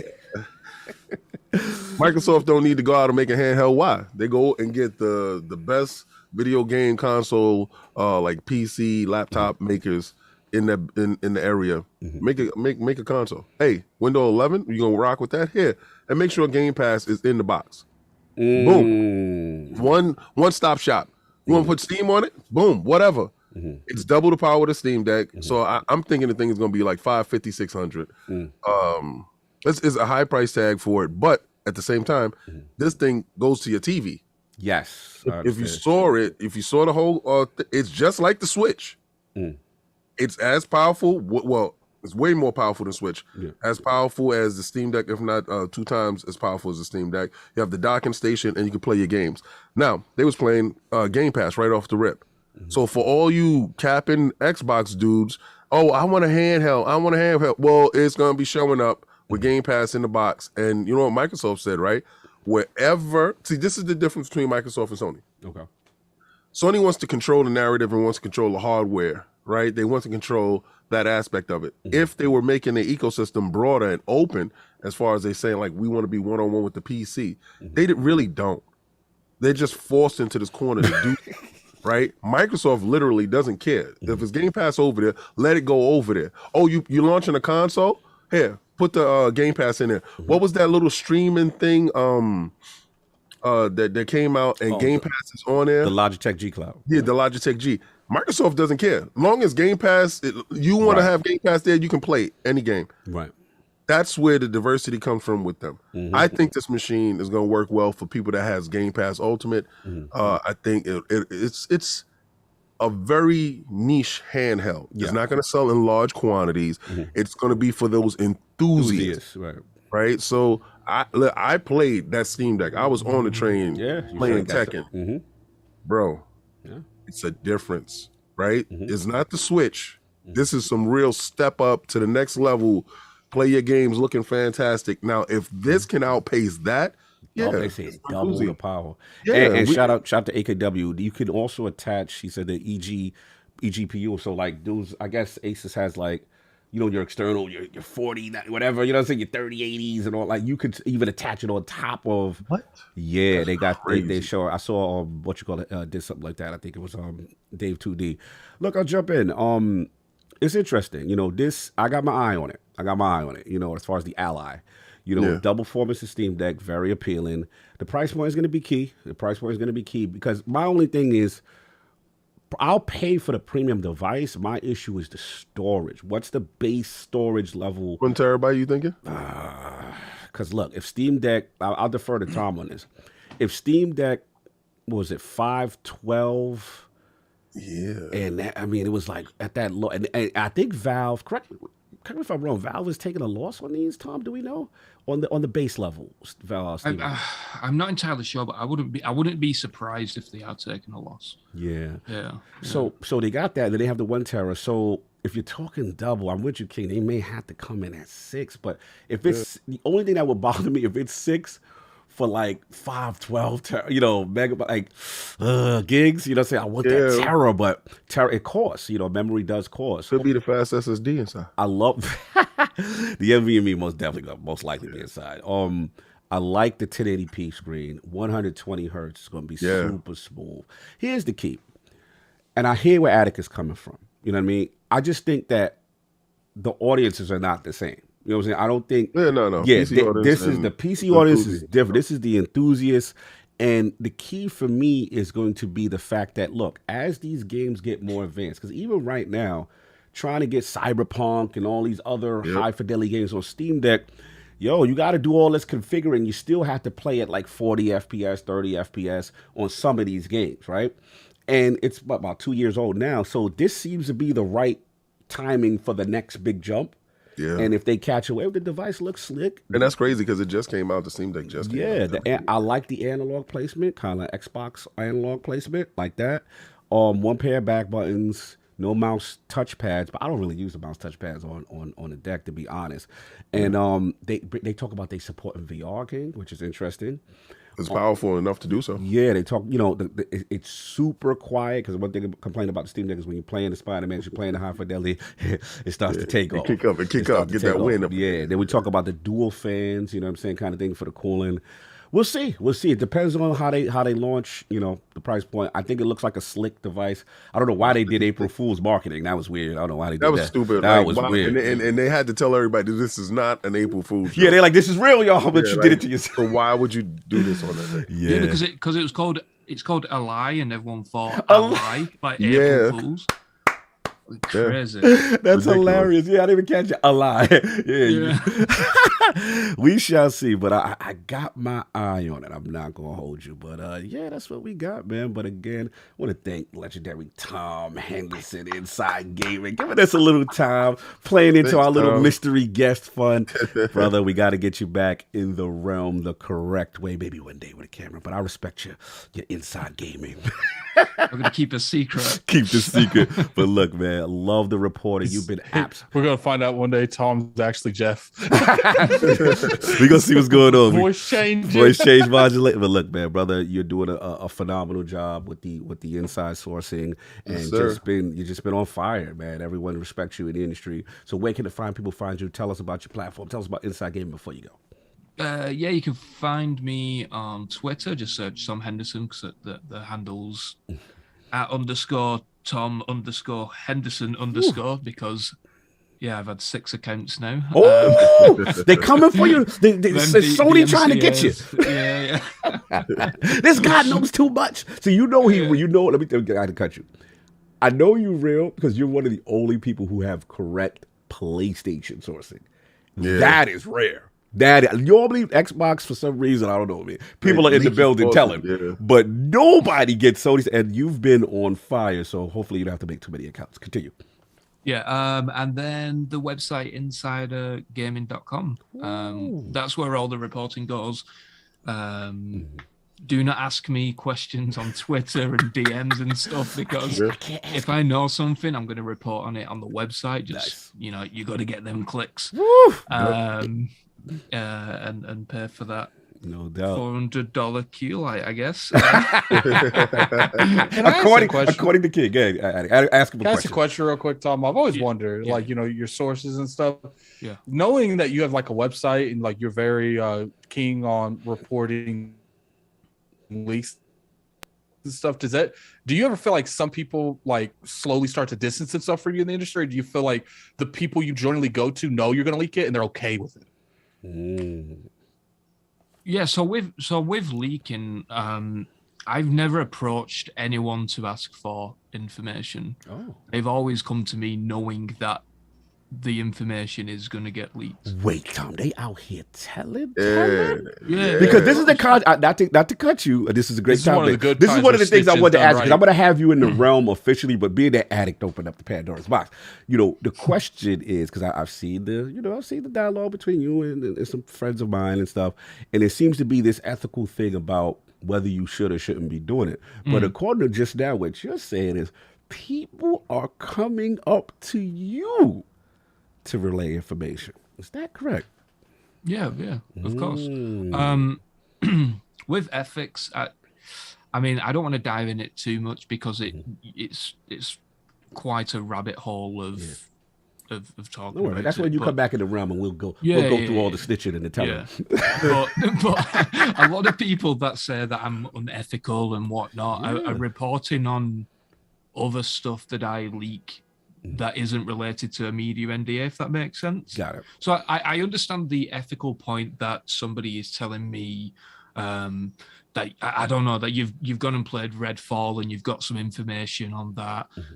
All the journalists and YouTubers have signed an NDA. I get the ethical point on that, but because I'm not trained as a journalist or anything like that, I see no difference in that compared to an employee telling me information that is also under an NDA from them, right? Right. It's only unethical because they cannot report on it themselves.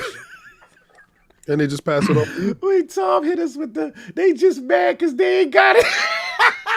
No, he's telling the truth. He's saying the people that tell him can't report it. That's true. That's true. It just sounded funny. I apologize. It's the best thing in the world. They can't say anything, but they give it to somebody who can. So in a sense, it's a controlled leak in a way, because they want this out there and they know who to go to. No, I think a lot of it isn't like the corporate executives want this out there. Someone below them was like, "Yo, Tom, you want some info?" Well, who knows? I don't know if there's a marketing department out there that have said we're going to do a controlled leak and we'll speak to Tom or Jeff or whoever it may be. That's my next question, Tom. Does controlled leaks exist? I don't know.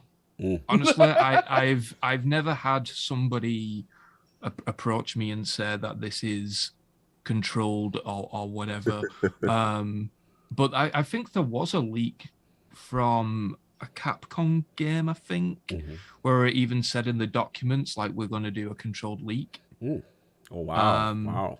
But yeah, I mean, I don't know if there is anything like controlled leaks, because if somebody contacts me anonymously with game footage, documents and whatever, then I don't know the difference between that and you better watch out though, Tom. One of the time Rockstar or someone go pop in there with their big expensive lawyers. Oh, I know. Well, look, we'll have you back in the realm, brother. I really appreciate you. Always good to see you in the chats. You know, appreciate you taking the time out your day. This was a huge story, and it was only right we had you on the platform for you to explain how it went down. And of course, we're gonna get you the royal treatment, that Lord Cog intro the right way. Yes, please. You know that. You know we're gonna do it right. Attic, anything you want to say before Tom leaves? You got anything? Yeah, I appreciate you coming on, Tom. You could ask Cog. You're one of the few people in the industry that I'm like, you go around, you know you have info, and you're not afraid to share it. And I feel like I'm gonna say it for you. I feel like a lot of people take that leaking stuff too serious. It's like, look, like, you need to be less mad at Tom for relaying the information and more mad at the people leaking it to him. Like, it's literally Tom's job in the industry to cover the stuff. And the same people that came at you are the same people that will cover it, acting like they don't know it. And giving their info, acting like they don't know it. So it is what it is. You know, I understand there's a lot of people that go into this. You know, your leaks do, I'm sure, cause a lot of headache to people in PRs and stuff. But it's just like, at the end of the day, that's not your problem. You're doing what you're supposed to, and they need to keep their house on a leash. More. Are you implying they need to tighten it up? They need to tighten it up. Look. I'm sorry. They don't need to tighten it up. Tom said you messing up the business, bro. InsiderGamingIG.com. Don't you do that? You get what I'm saying? Like, you know, when it comes to, and I will say, like, Insider Games, like one of the few people on Twitter that I have bailed, because I know whatever shows up, it's gonna be lit. No doubt. But I definitely appreciate you coming on. We got to get you on full time. Yeah, we'll get on the phone. I'm not really about the face cam like they are, man. I take you just how you are. He's growing his eyebrows back. Leave him alone. He growing. After the bet, King, final words for Lord Tom Henderson before he leaves. I love going back and forth with Tom on Twitter.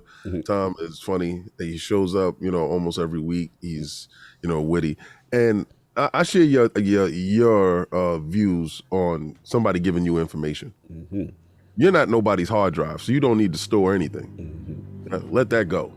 So as soon as they tell you, listen, I got a website, and you don't own allegiance to anyone either. Well, he owes allegiance to the dudes, and I'm pretty sure when they hit him with the information. No, I'm not talking about them. I'm talking about the companies. Oh, the hell with them. And they say, well, he probably asked him, yo, can I say anything? Because I get stuff, and they be like, yo, don't say anything. So then why the hell you tell me? Don't tell me if I can't tell nobody. Right?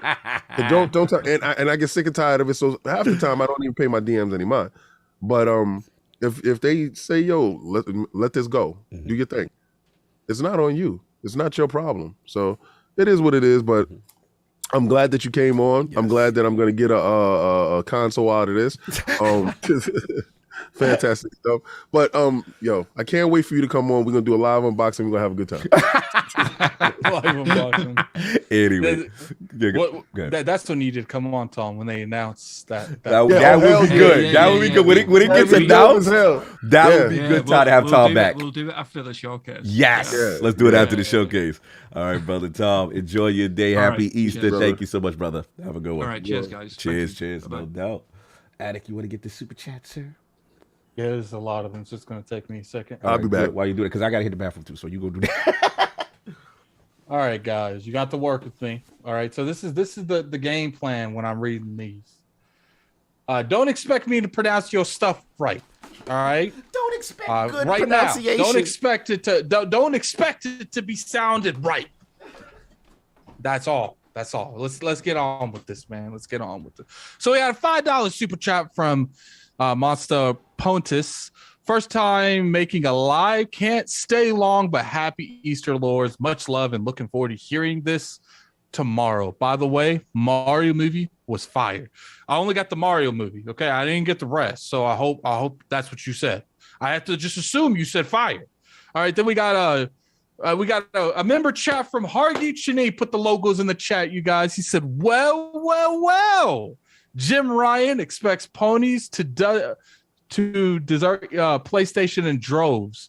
Ball in your court, ponies. Prove him right. Leave PS, call him a liar, and stay on PlayStation. Decisions. Man, Hargy being really spicy today. Really spicy. Let me make these a little bigger. I'm getting a little bit old these days, man. All right, so we got a $5 super chat from Harvey Inga. You know, I definitely butchered that. My apologies. A week later, still laughing about how Cox said my name. Well, you can laugh harder about how I said your name because I'm sure it was wrong. Love from Iceland to the Lords. I appreciate all the love, man. We got people from everywhere. Everywhere, man. What's up? Iceland. $5 strap from Free R. Kelly. Yep. Konami, Capcom, Square Enix are all going to Sony. King, it's a wrap. It's over. Final Fantasy never coming to Xbox. Just burn your lame box now. Oh, you back on A side? Good. Stay there. So you done with? Okay, that's all. All right. We got another $2 chat from Hargy Shani. Happy Easter to the IOP fam in this Lord's Day. What's up, Blessings, Hard Geek. That's my guy. Got a $20 super chat from Sin Vendetta. I've seen Super Mario Brothers twice since Wednesday, and it's fantastic. Yeah. So many good references to every era of Mario, and you'll need multiple watches to catch them. You catch them all, yeah. I don't even think you can even catch them on multiple watches. Like, you got to really sit there with and dissect them. Yeah. It's I think that's gonna be one of those you have to have like the Blu-ray, so you can literally just rewind that section over and over again. Yeah. All seeing it a third time very soon. Fantastic start. We got a member chat from Gerald Mack. 20 months he's been a member. He's silver. Jim Ryan could lie as much as he wants to his own numbers. Will prove he's a fraud. All hell the IOP to the Lords. Appreciate that, man. We got a $5 super chat from Drawn TJ. If Chris Farley was still alive, he could easily replace Jim Ryan and run Sony better. Yo, he's stupid. Okay, wow. Got a super chat from Roberts Kellitz. So Sony selling remakes of our phones? Question mark. I have no clue what's going on there. We got $5 talking about the Q Lite is a remake of your cell phone. Because we got $5. We got a $5 super chat from Hollywood Rules. Happy Easter and happy Lord's Day, brothers. Crying Jim is still a bad episode of Better Call Saul. Thank you and keep being the best podcast on YouTube. Salute. Appreciate that, man. $2 super chat from THX138. Another PSP go out in flames. Got a $2 super chat from Robert Kellitz. When a Stream Deck is only $150 more. That's what he said. We got a $2 super chat from THX1138. Switch OLED 349, Steam Deck 399. Sony not cheaper. Ooh, he agrees with you, King. How yeah, do you feel it's about not that? gonna be cheaper. It won't be. We got $5 super chat from Robert Kellitz. King saying Sony pulled a Sega ? Should debate on if they gonna pimp Ratchet out like they did the Blue Boy Sonic. How you feel about that, King? I don't think so. I think those Ratchet games they hold those in weird high regard. Ratchet. Yeah, Ratchet and Clank. They hold those games in very rare high regard. We got a $5 super chat from Max Arthy. PlayStation remote play handheld feels like Sony just followed a trend, which never works well for them. If you look at Vita TV and PS1 classics, similar flop ? Yes, sir. We got a $5 true. super chat from Hollywood Rules. Got my Logitech G to use in the office at work. Excellent Game Pass machine, and I'm not a handheld dude, but helps cut into the crazy backlog I have. That's what's up. We got a $2 super chat from Don Otaku. If the Alley had native Xbox Game Pass, it's better than the deck. Yeah, it does have native Xbox Game Pass. Well, I mean, the native app for the native app. Yeah.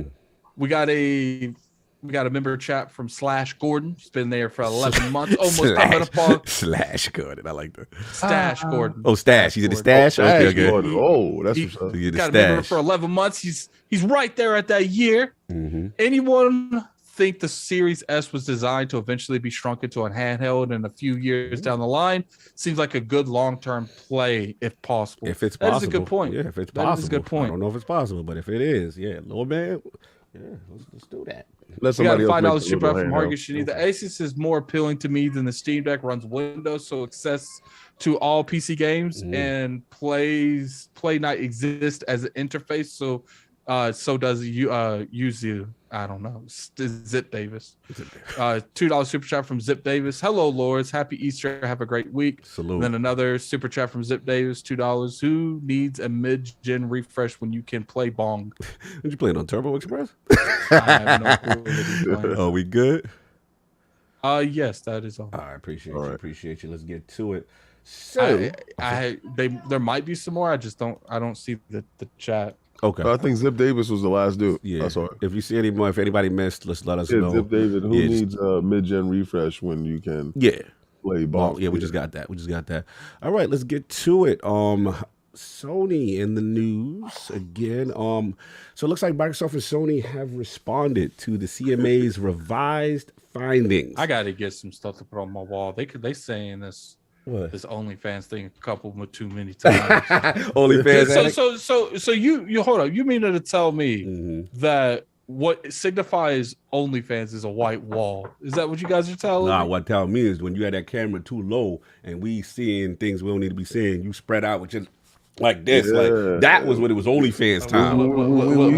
We see your legs. Was it the Alex thigh slap? Was it the Alex thigh slap? I wasn't feeling the legs, the leg action. The Alex quad. You see him slide his pillow into place. Yeah, it was too much. Anyway, let's get to it. So look, Microsoft and Sony have responded to the CMA's revised findings that Microsoft's purchase of Activision Blizzard will not harm competition in the console space. So it looks like Sony is upset with the CMA while Microsoft welcomes CMA's U-turn on the Activision deal. So basically the latest, now that the published response is out there to the addendum, Microsoft's position is Microsoft has been clear since the announcement of the merger. It has no intention to withhold or degrade access to Call of Duty or any other Activision content on PlayStation. Microsoft wrote, such a strategy would be in direct contrast to the interests of gamers in the UK and around the world. Rather than limit choice of access, Microsoft intends to use the merger to bring more games to more peoples on more platforms and devices. Meanwhile, Sony on CMA's reverse position now, this is surprising, unprecedented, and irrational. Sony respectfully submits that the addendum does not justify the CMA's U-turn on the console's theories of harm. And then they basically went on to say, actually, Jim Ryan has some really strong comments this week. It kind of went viral. Sony Interactive President and CEO Jim Ryan, in response to the UK regular, the CMA addendum, he said that PlayStation would never recover if Microsoft were to release a degraded version. Let him finish. If Microsoft was to release a degraded version of Call of Duty on PlayStation, if its acquisition of Activision Blizzard were to be approved. Ryan also said a degraded version of Call of Duty on PlayStation would seriously damage our reputation. Our gamers would desert our platform in droves, and network effects would exacerbate the problem. Our business would never recover on a degraded version of Play. So this is the one that really set the internet on fire. So, the story continues. Let's get addict, man. What do you feel on Jim Ryan's thoughts? And looks like the CMA has reversed position, and it looks like they are agreeing that the Call of Duty situation and the things that Microsoft is providing would not harm competition. So they're reversing their initial thought process after this next phase of the investigation. First off, do you think we should bring anyone else? You think 30 of us just rock? We can rock because it's going to be a short show today. It's going to be a short show. So I think when it comes down to it, it's just like, look, I get it. When it comes down to Call of Duty is a big seller for them, and that makes them, generates them a lot of money. And I do think there are some remnants of truth in their words, because they're scared that what's going to end up happening throughout the years, because the Game Pass, they're going to slowly lose that massive Call of Duty casual base, leaving PlayStation, coming to Xbox, because of they don't have to pay for anything. It's hard to tell, the amount of stuff they can do with the Call of Duty brand. Just because they put Call of Duty doesn't mean they can do little things on top of just, okay, we're going to give you Call of Duty every year. But what we didn't say is we're going to give you Call of Duty here going out. Now and then you find out a couple years down the line, they remake all the Black Ops, put them into a collection, and they don't get that. There's a lot of semantics to this that I can understand where Sony's coming from, where it's like, look, we don't know the future if we lose Call of Duty, and it could literally domino affect them losing a huge market, a huge part of the market. But when they do stuff like Square Enix, we're pretty much locking an entire developer down by making timed exclusives. That's where you lose me when you want sympathy. Right. I don't care about your sympathy, Sony. If you were really about that, like if they came out there and were just honest, like, look, we need this Call of Duty stuff. But to me, it's just acting like they're acting like they're the victim. They're acting like they're the people doing everything wrong. And what they act like they don't throw stones. You throw boulders, and you're trying to act like people can't do anything about it. You know, they went around all this year and they're like, oh, you bought Bethesda, that's fine. You know, that's a problem, but it's in the future. It's not right now. We're good. And then they say Activision. Oh, what? Call of Duty? Like, see, here's the thing. They make so much money off Call of Duty. They're scared they're going to lose that. Yeah. And not to mention 10 years down the line, Microsoft pulls up on them after that 10-year deal was up. So, okay, how much you want Call of Duty to stay on your platform? We want 50-50. We want some of your money. We ain't doing this 30-70 anymore. We want more of your money. And it's just, I do think that PlayStation has the potential of what could happen on their side, and they should be.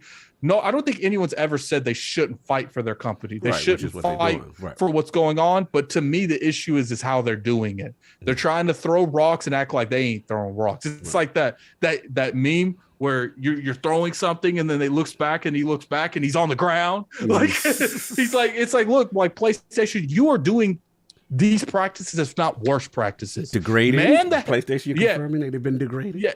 Yeah. Man up with the grade that you dug, and you're going to have to deal with that. You have to deal with that L. You thought you could poke the big bear for years.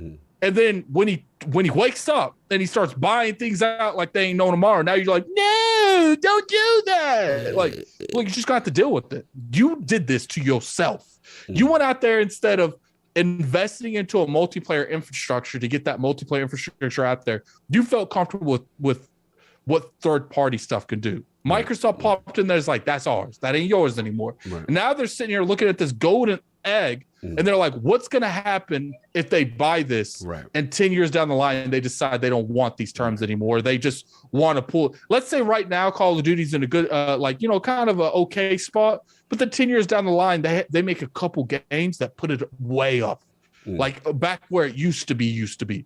And then Xbox comes back to the negotiating table. Is like, you can't negotiate with us. We don't want it on your platform anymore. And it's, well, I don't know if it's in their best interest to do that because they can't make money. But we don't. But right now, the Microsoft now, who says Game Pass doesn't flourish then? And then they're looking at it. They're looking at it like, okay, we got 100. We're talking like 10 years from now, 150 million users in Game Pass, which, we don't know if it's going to go that far. But that's the thing. They're not arguing on the semantics of what happens now. They're arguing on semantics of what happens 5-10 years down the line. Right. They know that Call of Duty is the biggest behemoth in gaming. Fact. And they're like, we cannot risk them having those type of negotiating tools 10 years down the line. It's just that's what it comes down to. And it's like, I don't mind them doing what they're doing. I think what happened is they made a couple of statements and they realized how much they were shaking up the industry doing this. So they're like, let's just make ourselves look ignorant. Let's make ourselves look weak. Let's make ourselves look like we ain't done nothing in the industry that's anti-consumer. Then let's make it look like we ain't done nothing by blocking games going to Game Pass, blocking games going to Xbox, and let's just act like none of that happened. Right. Well, and let's say that they're the bad guys entirely. That's my biggest issue. No, I understand that. I mean, it's clear they don't care about any public perception of weakness of how they look or whatever like that. So it's clear the mission is, that they are not going to sign the deal or going to try to block the deal at all costs. So I hear you on that, and I hear you on the, I guess 10 years down the future, thought process of what could happen. Yeah, I think that's the biggest thing is they're like, look, we can say what's happening now because it's happening right in front of us. The next year or two, we kind of know where the landscape is going to go. Right. Especially things going to more subscription service, more live streaming service. Like Sony doesn't know where they're going to be in 10 years from now. And if Microsoft gets to a point, if Microsoft gets to a point where they don't realistically need the PlayStation, let's say that the Call of Duty thing works the way Xbox think it's going to work, and they start draining mad people from PlayStation, and then it gets to the point where 6-7 years down the road, Xbox has way more market share because they've had a lot more of the marketing for Call of Duty, and then it just gets to the point where they're like, look, we don't even need their cells anymore. That's where if you're Microsoft, from a business standpoint, do you walk away for free money just for it existing on a base that's larger than yours? You don't really walk away. It don't make sense. And to be honest, for the regulators, this is a key point to help them get the deal, to tell the regulators, hey, we're letting them have it. They don't want to sign the deal for whatever reason, but we telling them you're going to have it parity, you're going to have it on your platform. So I think business-wise, and then let's be honest, from a game, let's just take it as a game standpoint.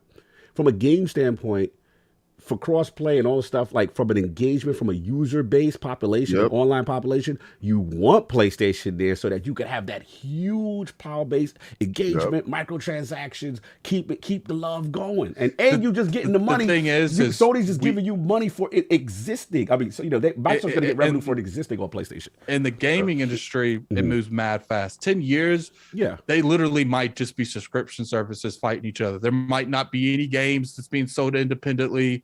It could be. It's to me, if you're in that kind of scenario, because that's where I think we're going. We're eventually going to get to a point where you plug something in your hard drive. Well, stop acting like no one else has said that. I'm just saying, when I said there's no PlayStation 6, everybody looked at me like I'm crazy. You plug something into a TV or something, and then what's happening with that? You plug something into a TV and it just loads the Xbox store with all the Xbox stuff in it. And, you have the Ubisoft launcher. That's where I feel we're going. Because if you have that kind of scenario and everything is subscription based where it does look like it's going, that would not make sense to put your biggest thing on the enemy subscription service when you're trying to buff yours up. No, I get that. I mean, 10 years, we don't know what the industry is going to look like. Addict's starting to sound just like King. 10 years, we don't know what's going to happen. And we also don't know the viability of Call of Duty in 10 years. And I think that's the mystery of what could happen is what scares PlayStation.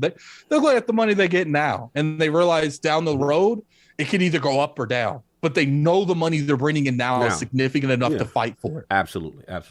Lord King, your thoughts on this situation? Looks like the CMA has reversed course, does not feel that Call of Duty on Xbox would harm competition in the console space. And Jim Ryan's quotes, said that they wouldn't be able to recover, not even just for having it, but on a degraded version of Call of Duty. If there was a degraded version of Call of Duty, if Microsoft degraded Call of Duty on PlayStation, their business would never recover. People would flock to Xbox in droves. Two things. First thing, somebody paid off the wrong dude. What you mean? You greased the wrong palms because you thought it was going to go in your favor, and then they got the sheet and they was like, yeah, nah, it's cool. You was like, yo, wait a second. What happened to that 5Gs that I slid you, B? Like, I thought we was on the same page. Nah, you paid Javier. You ain't paying me. I'm paid Javier. Javier got that bag? Javier is against the deal, but Javier don't got a vote. You talk to the wrong NDA dude. So Microsoft talked to the right people. Okay. Yeah, Microsoft went and spent millions of dollars out there. Hey, your infrastructure's messed up. Here, fix that. That that Microsoft went in the club, saw the girl that you messing with, and brought her a Birkin bag and some red bottles. Not to mention, I was like, yo, boo, step your joint up because you're looking kind of nasty hanging out with your boy over there. Not to mention, King, let's theoretically say that Xbox finds that good middle ground and no latency with xCloud, and now they got Call of Duty every year to put in that sucker. And I think that's what they're scared of, that consistent growth. Because you can theoretically snitching. You could theoretically start an entire company off just Call of Duty. Like, that's how big that behemoth is. It could do anything it wants. You could do anything in this industry knowing that you have Call of Duty on your back to do anything with it. Okay. So, because I was completely quiet. You notice I had my mic on. Go ahead, King. Talk your talk, King. I was shut. I was just let me see if he's going to jump in here. Right. Yo, how you going to act like you don't interrupt me weekly? Continue. You said what? Okay. Time on both of y'all. All right, so it's just like, honestly, we got to the point right now where you triggered my trap card. Stop crying, bro. Stop crying. They don't want to give Microsoft the money because they know Microsoft is going to take that money and reinvest into their ecosystem. All the money that they're giving Activision Blizzard, that money is going to be going to Microsoft. It's really not about it's funding your enemy. Like, yeah, I'm getting something from you, and we're making tons of money, but that money wasn't going to Microsoft before. Facts. So Microsoft could die out, without this funnel of money. So you know the checks that you're sending to Activision Blizzard, those checks will be going to Microsoft now. Activision Blizzard is not a threat. Imagine the market starts sliding and you're paying them knowing that you're paying your own funeral costs. That's what I'm talking about. You're fueling your own demise. Literally, it's paining you when you hand over the money, you know he's getting stronger. Like, so let's say you send him a check for $3 billion, right? He take that $3 billion and go buy another developer. He did say he. Sorry, yeah.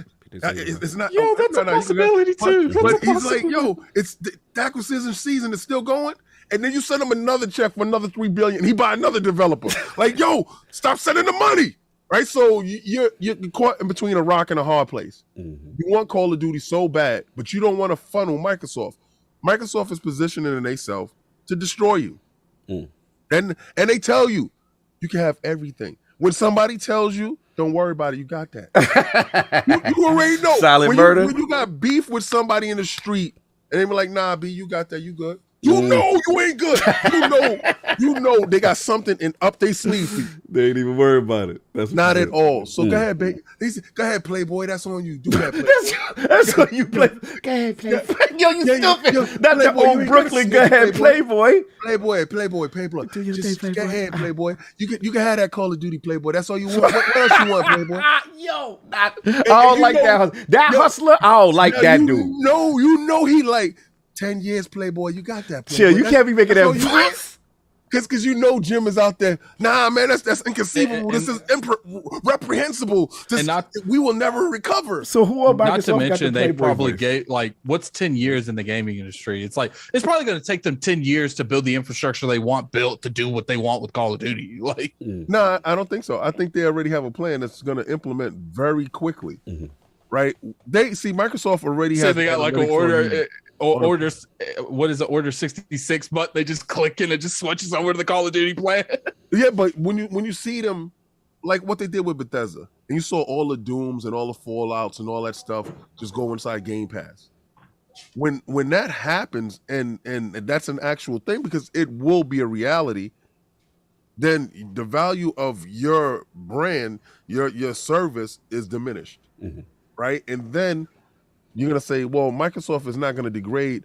When somebody says, and this is my last point on this, when somebody tells you, don't do that, Playboy. Yo, what if they put oil in your tank, your car? Yo, I don't trust that dude. What if he put oil in your tank? That means you the dude that put oil in people's tank.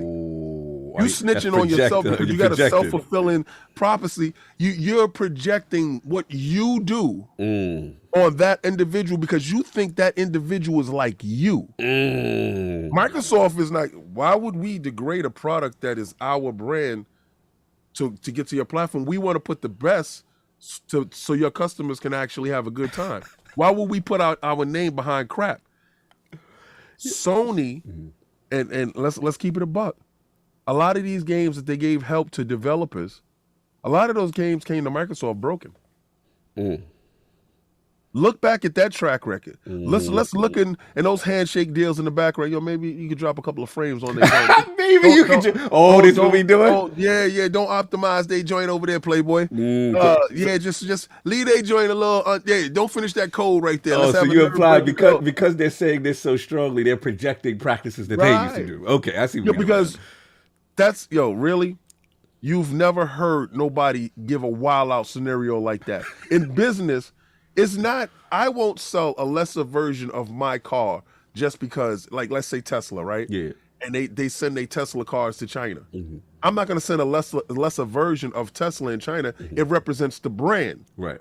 Right? So I'm going to send the same best Tesla that I have here that I'm going to send over in China. The same thing. I'm not going to give you an inferior version of Call of Duty because it diminishes my brand. I wanted to sell on your platform because I want you to pay me to funnel the war against you. Okay. But what if they, let's say it's what you said it is, right? Right. So what if it's like, okay, we know we're going to lose this deal. So we need these assurances that you ain't going to do these practices. Okay, I'm not going to do nothing. Is there even any concessions right now? Well, we're not at that point, but we could get there, right? Yeah. So, what if the kicking and the screaming? I'm starting to low key feel like this might go through with no concessions. We'll see. It's look like Microsoft has it like they haven't been. They're like, look, we taking this to the courtrooms if we have to. Like, if you won't play ball, we won't play ball. And it's looking like it's got to that point where it might get approved without concessions because they didn't accept the concessions when it was on the table. That'd be hilarious. It's a possibility. We definitely don't know. But what I was saying is, what if all of this is let's say I'm going to give King. Let's say everything King said is true. Right. Sony's been doing this like he says, right? Yeah, they do nefarious stuff. Nefarious, okay. So now it's like, okay, we need you in writing that you gonna give us full parity, no degradation, and we want all these things kind of lined up before we even consider it. Or the other option, which is I don't care what you do, I'm never signing that deal. That's Jim. Duty. Right. So Jim could be according to Lulu, shout out to Lulu, she's outside. She claims that Jim says, I will, whatever I have to do to block this deal, I will say, whatever I got to do, I will do. So shout out to Lulu. Right. So shout out to Lulu, she outside. But so what if that's the play and they like, yo, we ain't signing nothing and we gonna take it to whatever. What about that? Listen, I already know Jim is never gonna sign. Never. He already made a fool of himself. There's no way for you to walk this back. You came out and said, first of all, my people are not enough. Second of all, if this happens, we will never recover. Third of all, this is a detriment to the industry. It's going to destroy all. You cannot walk back any of those comments. So you have doubled down so hard that you got to stay in. You got a sinking hand. You're playing blackjack or whatever. I don't care. Blackjack. And you got a sinking hand and you still in it because you got no choice. You got to ride this one out. So I feel him, but at the same time, you could have had a peaceful resolution to all of this and got past this. But you are stalling. It seemed like he was.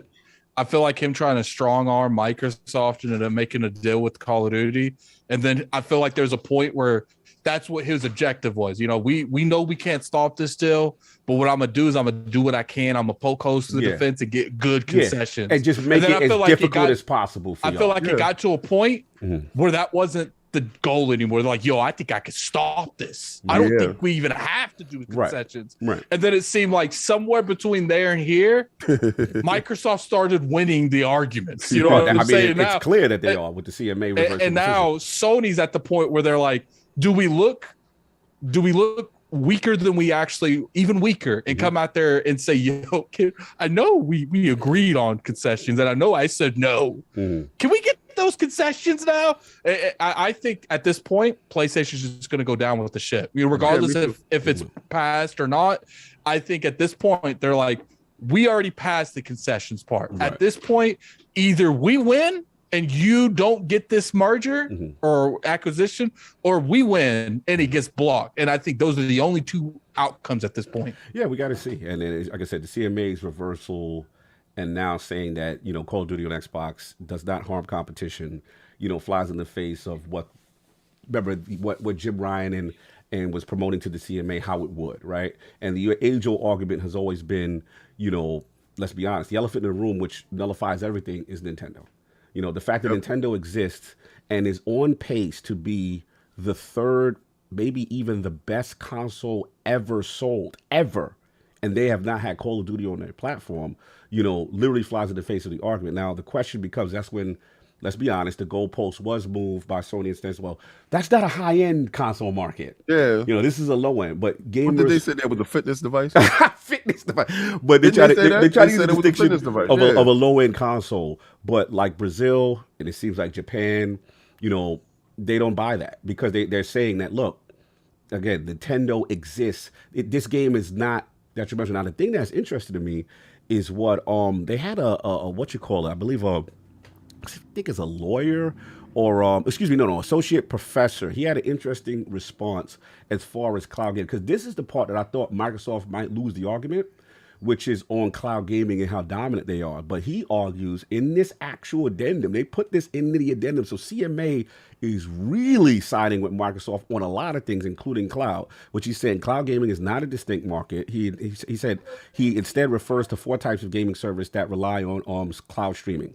Cloud gaming as a feature, as seen on Game Pass. Cloud gaming as a complement, which is seen as NVIDIA GeForce.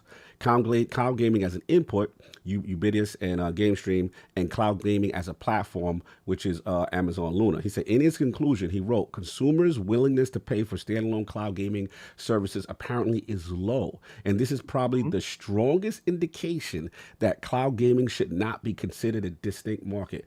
This is a huge win for Microsoft.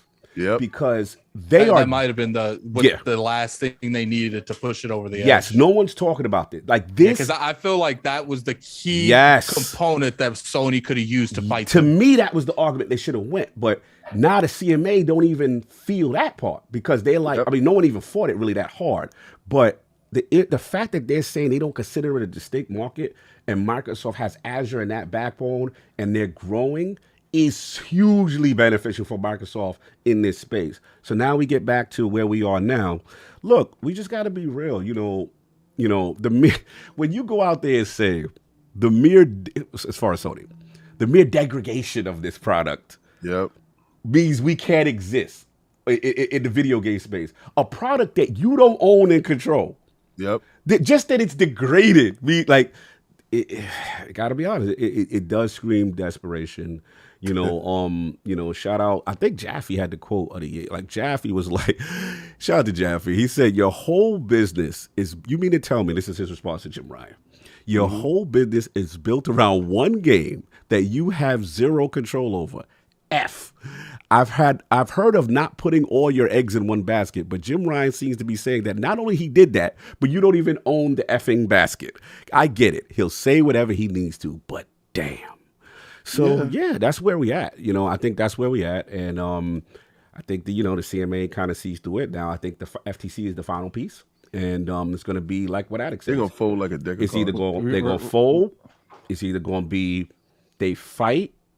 They either go full beforehand with the concessions, or they fight, and then if they do fight, we know Microsoft's willing to take it there and approve it regardless. Go through it regardless. So let me ask you guys a question then. First off, shout out to we have 730 people in the chat. Hit that like button. We got 223 likes, and we got 700 you in there. Man, I can literally make an army with you guys. Everybody hit the like button, man. Hit the like button. Hit the like. King, who we saving today? Who we saving? We saving PlayStation fanboys today. That's what we say. The long arm koala. Why can't we save the short arm koala? I can't. Because the short arm koalas, they can't fight. That's your parents. Save the parrots. Long arm koalas. I can't. But yeah, I mean, look. So hit that like button. Hit the like button, y'all. But especially y'all here on Easter. Salute. So I mean that's pretty much what I got. Oh, short hair bunny rabbit. We saving the short hair bunny. You stupid. I can't believe I talked about that. I can't. But yeah, we'll wait for the final piece with the FTC. But things look like it's really going in Microsoft's direction, and we just got to see how much longer we have with this. Super chat, sir. The next topic. Okay, just let me. A matter of time. I got to bring up the thing because I didn't check them that time. Crushes them. What you said, kid? I said it's just a matter of time before the hammer crushes them. Yeah, but you're just gonna start hearing that it's the final countdown song. Oh, Lord. Now all I hear is, "How can I live without you?" The last thing was Zip Davis. Shout out to Zip. All right. Got a $2 super chat from Sony Kanahammer. I ain't even butchering that, man. Your name is Sony today. I'm sorry. What happens to Microsoft if Sony never signs? What happens to Microsoft if Sony What happens to Sony? It's not Microsoft. Microsoft just keeps selling. I guess maybe he's under the impression that Microsoft, they can't get it unless Microsoft signs it. I don't know. No. They don't need them. If they don't sign, they don't get it. And if you don't get it, you already know you die. So you can do whatever you want to carry to yourself all you like. Don't do that. You better take this deal. Playboy. Right, so we got to find out super chat from Robert Kellett. Yeah. So they acting like they don't do the exact thing with Callisto. The latest Resident Evil, Hogwarts, and more. Maybe King was on with money with parody. Told you. We'll see. I mean, They've been doing they're putting their little spies and tearing up stuff in the industry. well, we know from an exclusive content standpoint. I mean, even Hogwarts Legacy had exclusive PlayStation quests and stuff like that. But I'm talking about them over there making games run worse. Oh, well, we have to wait for documents official on that. If that ever $10 comes super out, chat from we got a $10 super chat from Max Arthy. That's your name today. Having your entire business revolve around one single product produced by a third party is terrible business strategy. Facts. Sounds like a Jim crying Ryan problem to me. I don't think it's that the world revolves around Call of Duty. I think their financials revolve around Call of Duty. They bring so much money in, and having the marketing deal, they would fight this even if they kept the game indefinitely, but they would fight it just for the marketing deal. Yeah. Like the marketing deal is just as big as the game in a lot of ways. We got a $10 super chat from Gamer by Choice. Addict is right. I think Sony. Hold up. Let's moment of silence when he said Addict is right. okay. We ain't got to go that long. Okay. Continue. Okay, I thought it was. I thought it was a long pause. Yeah. I think Sony is scared of 10 years in the future. The reason Microsoft leaving Call of Duty on PlayStation is because they have players now.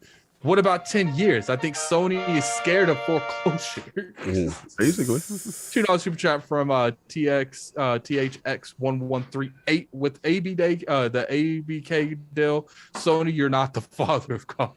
Yo. $5 super chat from Black Ronin. It's not Microsoft's concern to worry about Sony. It's theirs concern to worry about this. If Sony's user base can benefit Microsoft, Sony can die. All I care. Wow. Damn. Okay. All right. It's $5 super chat from Max. If you flip the script, Sony is the type to be telling folks they need to buy the ABK to survive. I don't think you see Phil crying this much about it. Nope. $5 super chat from Black Ronin. Sony will be mad if Xbox becomes lead platform for COD since it would scale better on PC also. Then this requires extra work for Sony devs. Yeah. No, what Sony remembers is when 360 was the lead platform for Call of Duty, the tables turned. Yeah. 360 days were crazy, man. Yeah, it's coming back. Be funny. Okay, let me find. You gonna feel flip the script. Sony will get this one. You ridiculous. Okay, we got $10 super chat from Max. What's up, Max? I know you have a last name, but today you don't. Sony lying to regulators about not being able to survive if this deal goes through, which we'll all know that isn't true. Telltale style regulators will remember that. Not the Telltale regulators will remember that. Remember when you played them games and they'd be like, they will remember that when you made a bad decision? Yeah. That's funny. Good one, Max. That was actually hilarious. Then we got a members chat from Suicide Kings. He's been a member for 29 months, man. That's a long time. I want to ask Cog, being our Sony man, wow, does he think the ABK deal is good for gaming overall? By the way, happy Easter. Sony man talk. Sony man, yeah, hilarious. Yes, I think that one, because people forget that. Here's the thing: people keep using this narrative that I'm seeing, that Microsoft just went in there and they just running around buying stuff, which I'm not going to say they ain't doing with other stuff. But in this particular case, people forget this was a fire sale. Activision Blizzard King was up out of here, right? They were going through all that turmoil, and then Robert is out here putting it, we out for sale. Kotick. And Microsoft swooped in. So this is being an opportunist. I think people losing sight of the overall how this deal came about. And Microsoft didn't even ask. Yeah, like it's like, you heard. It's like King's like, you heard, they building is on fire, bro. Like, word, you mean them? Yeah, I think the biggest somebody made the call and then they went through, and that's what this is. This isn't like they came in, who's out for sale? I'm ready. Yeah. You know what I'm saying? Nah, these dudes was going out here. I think the biggest thing that I would say this is good for gaming is because if you look at like Activision as a whole, the past like 5-10 years, the majority of their company always makes Call of Duty. I feel like there's more things that could be done than just Call of Duty. Right. Now, I'm not saying they're going to stop Call of Duty. I don't think that's going to happen. But what I will say is there is quite a bit of other potential stuff that can go on with that company as a whole. And I feel like they're not doing it because the masses amount of money they can make off Call of Duty. I think they're still going to make that money. They're still going to bring out those games. But I think with Microsoft, they're going to let people swip and swap. Like now, you know, when it comes to certain developers, you know, we might go ahead and double down on another studio and let this studio make something else. We're not going to tether them to Call of Duty. And keep in mind, right now it's just Activision. When Microsoft buys them, it's going to be one of those things where certain devs, instead of losing that talent, they're going to be like, look, we have these other 30 plus studios that you can go work for and get that, you know, strain that creative muscle. You don't have to be just stuck on Call of Duty. But I was going to say just real quickly, because you asked me this question. Just Call of Duty I really care about, but the fact that our Game Pass is huge. More people play, helps Microsoft on that. But we got the mobile aspect, which no one's talking about, which is going to be huge for them. I'm looking at the old IPs that they could use. I'm looking at the older games that could come in the back compat. And the more important thing to me is the fact that the conditions at Activision were really bad. And people are losing sight of that. So this is going to force change in that building. That to me, because all eyes will be on Microsoft once they acquire. So that's how I look at it overall. Continue. All right, then we got a couple. We got a member chat. Let me make sure. Yeah, we got a member chat from Suicide Kings again. Oh no, that he just asked us that. $5 super chat from Hargi Shani. Sony doesn't need to sign a deal. PS already have called through 2024. Everything after that is up to Sony. Xbox will be at the table if they want to do. I don't know, Hargi. I kind of feel like if they keep pushing this and Microsoft does get this with no concessions, I don't think Microsoft's going to be there's going to be a deal of concessions, regardless what happens on both adjacent. The question is how much on the left is going to get before Sony realizes they're not going to win this. And who knows, by the time they go to the table with Microsoft be like, yeah, we're going to give you what we offered you last time, minus this, and this. Yeah, we got to see. Who knows what the terms are going to be the longer this goes, but yeah, we'll see. $2 super chat from Flame. Good afternoon, gents. Did Sony snipe Suave Saul? Yeah, they got him out of here. He was out of here. He's too disrespectful on the handheld. He had Tom Henderson in here, and it's like, that's it. Ridiculous. Anyway, are we good? Yeah, we're good. All right, let's get into it. JosephStaten, y'all. JosephStaten, the legend, head of creative or Halo Infinite and cinematic director of the first 3 Halo games, is leaving Microsoft. This is according to IGN. In the article, they go on to say, Microsoft goes on to say, we're grateful for Joseph's contributions to the Halo franchise and Xbox as a whole. The statement, we wish him all the best in his new adventure. Staten himself took to Twitter saying, hey folks, I am indeed leaving Microsoft. I have more info to share soon, but for now, I'd just like to thank all my Xbox colleagues for all their understanding support as I embark on a new adventure. So Staten has been known for being the one behind the Halo franchise, cinematic director on Halo Combat Evolved, Halo 2, Halo 3, and served as the lead writer on Destiny while with Bungie. So the resume is immense. He eventually left as Bungie for Microsoft and then served as a senior creative director, initially avoiding 343's Halo to focus on shaping franchise strategy for Microsoft Studio titles. After that, he returned for Halo Infinite to help as a consultant, and then he rejoined Xbox Publishing earlier this year. So that this is kind of a lifer, you know. He's been there around. He's been through it. He's been up, down, around, and so on and so forth, and is now leaving. So thoughts on the legendary JosephStaten? Let me get these 2 members real quick because they didn't show up later. Yeah, go ahead. I got a 30-month member from Mike Askill Jr. Askill Jr. Happy Easter and UFC delivered. Then we got a 32 months from Big Mad Mo. Yeah. Happy Easter. Shout out to the Lords in the realm. What's up? Salute, brother. I mean, when it comes to like JosephStaten, I think it's like one of those scenarios. I do think there might be a little bit of like friction, a little bit of bad blood between Microsoft and Joseph, but I don't think it's like to the point where like there could never be a scenario where they work together in the future. Because I feel like if that was the case, after Halo Infinite, he just would have left. There's no going back. He would have just left. And I think that, you know, he was unsure if he wanted to stay at Microsoft. That's why he just transferred to another portion of the company. And I think probably sat down. He just like, look, you know, I did what I could. And it's hard to tell what happened behind closed doors. Maybe Microsoft, maybe he fought for Halo Infinite in a lot of ways we don't know because we didn't see behind closed doors. And maybe he didn't get what he wanted in those kind of scenarios. And maybe he's just like, look, like, I want out. And dude's been there for how long? How many years? I mean, it looks like sometimes when people leave it, 17. Sometimes when people leave, it's just they're burnt out. And I think, there is a little bit of friction between them, but I don't think it's enough where Microsoft hit them up way down the line when I think there's friction, but not enough that can't calm down. You know what I'm saying? Sometimes when you get friction, it's beef for life. You know what I'm saying? But I don't think this is beef for life because I feel like if it was that, he would have just left. Now, obviously, maybe the beef started after he left. Maybe he got some repercussions from what happened to Halo Infinite when he went to the other one. But we don't know because we don't have information on the matter. But I do think there is friction, but I don't think it's enough where, there's going to be like long-term beef between them. I think short-term, they're probably not going to have a lot of communication, but after enough time goes by, people calm down. I think there might be communication going on. Maybe there's no beef. I don't know. Maybe they just literally burn out and you want to go out. I don't think it's that. I do think there's some little bit of friction between them, but Halo Infinite friction. Yeah, a little bit. I think that it's like that salt dude with the gift. Like it's just a little bit. All right, Lord King, the legendary JosephStaten leaving Xbox, but leaving Microsoft entirely.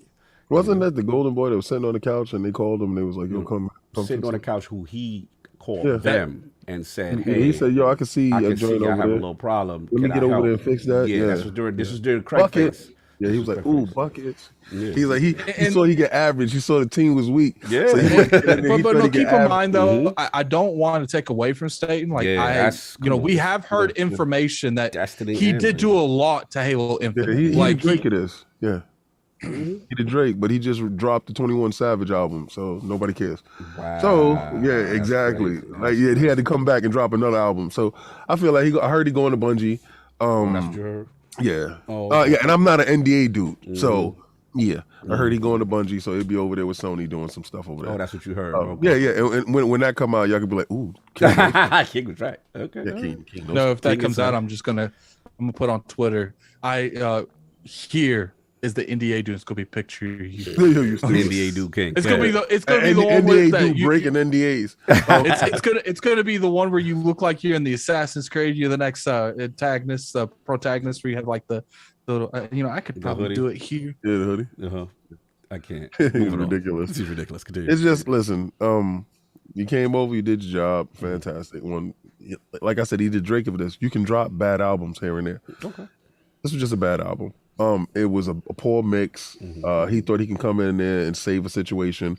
And kudos to you. You probably did save it from whatever train wreck it was. And you got it to a workable. I mean, for me, the single player was lit. Then what I hear right now, and some of the multiplayer is dope.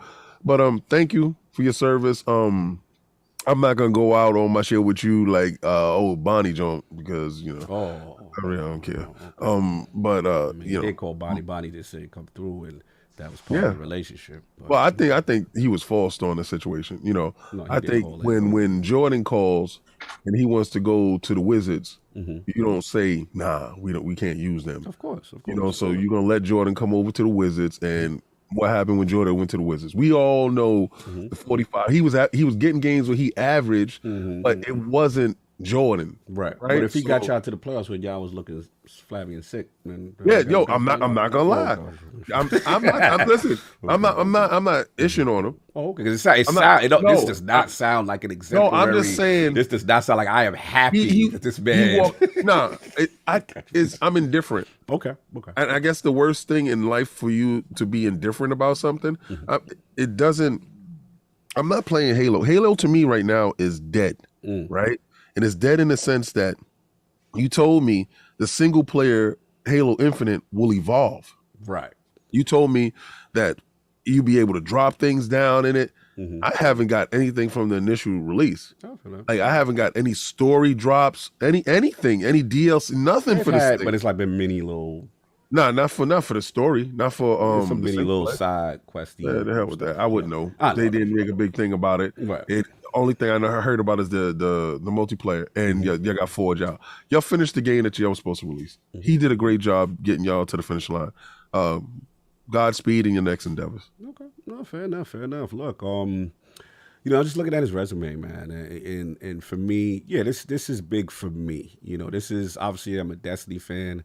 This is one of the writers of Destiny, but even before that, writer, director of cinematics, Halo Combat Evolved. I mean, he's a Bungie lifer. He's been there even before that with Oni, Matu. Then there was supposed to be a Halo movie with Peter Jackson. Remember Peter Jackson from Lord of the Rings and all that?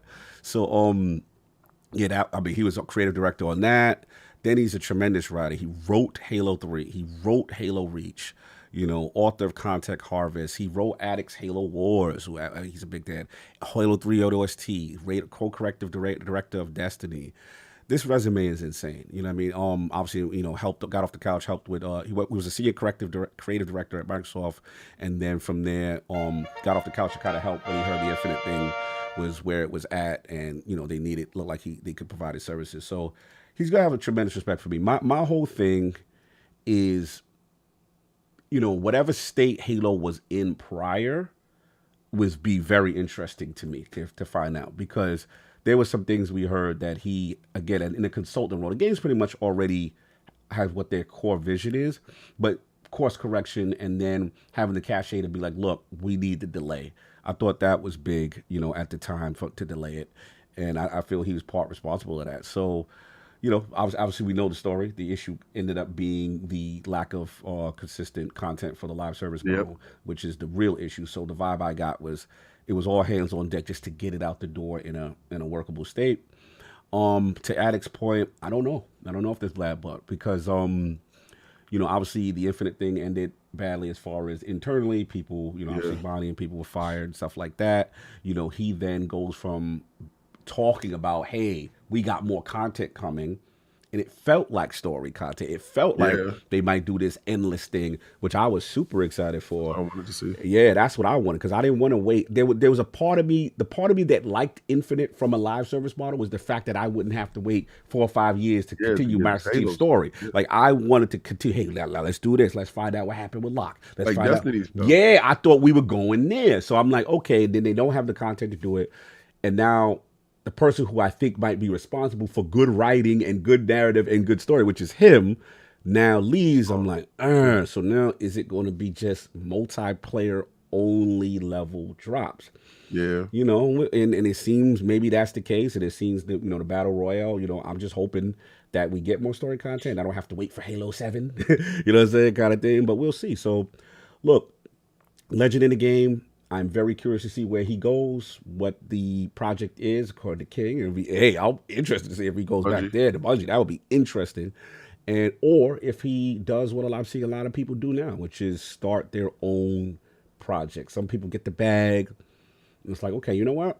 I'm gonna go over there with Matter. Yeah, start your own joint. So salute to the legend. I know more information will come out. We will see. See you at Bungie. That's King out there, but salute to Joe. It wouldn't surprise me if you showed up at Bungie, though. I mean, we'll see. They may need his creative expertise. I mean, they are doing PvP stuff. We shall see. I am very curious to see where he goes. But anyway, that's what I got. Super chats added for the final topic. We got a $10 super chat. I'm not even going to attempt, man. You got a $10 super chat from anonymous source. Oh my God! Wow! Yeah, you one of you are D-Harm Thread, that guy. Yes, D-Harm Thread. There you go. Call saved you because I wasn't doing it. It's a beautiful morning listening to the podcast. 90 on the freeway, help me. Sony about to sound, just screaming at the in the truck.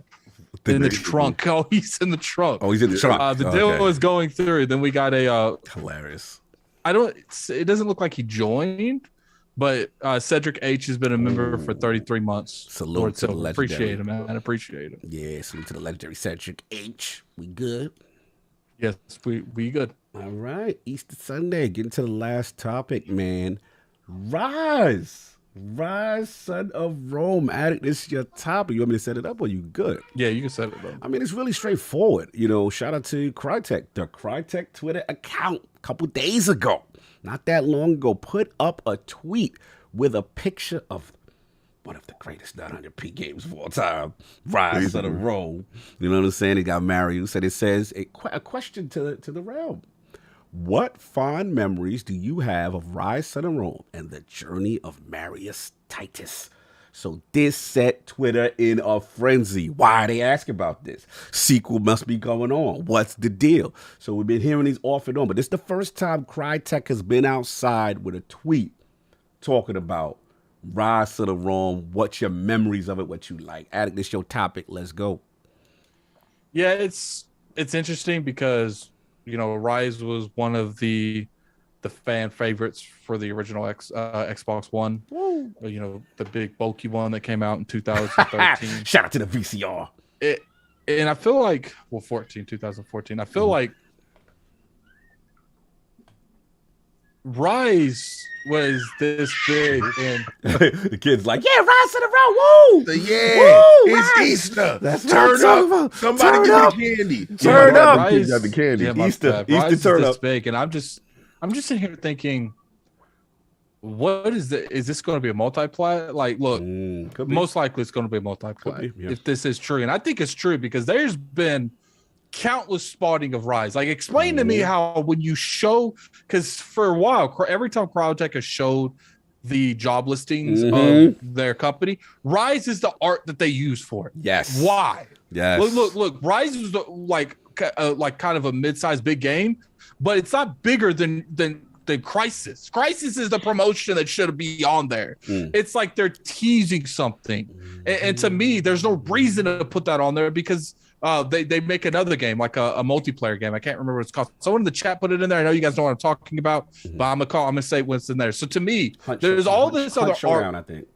Hunt Showdown, yeah. There's all this other artwork that you can use. Why use Ryse?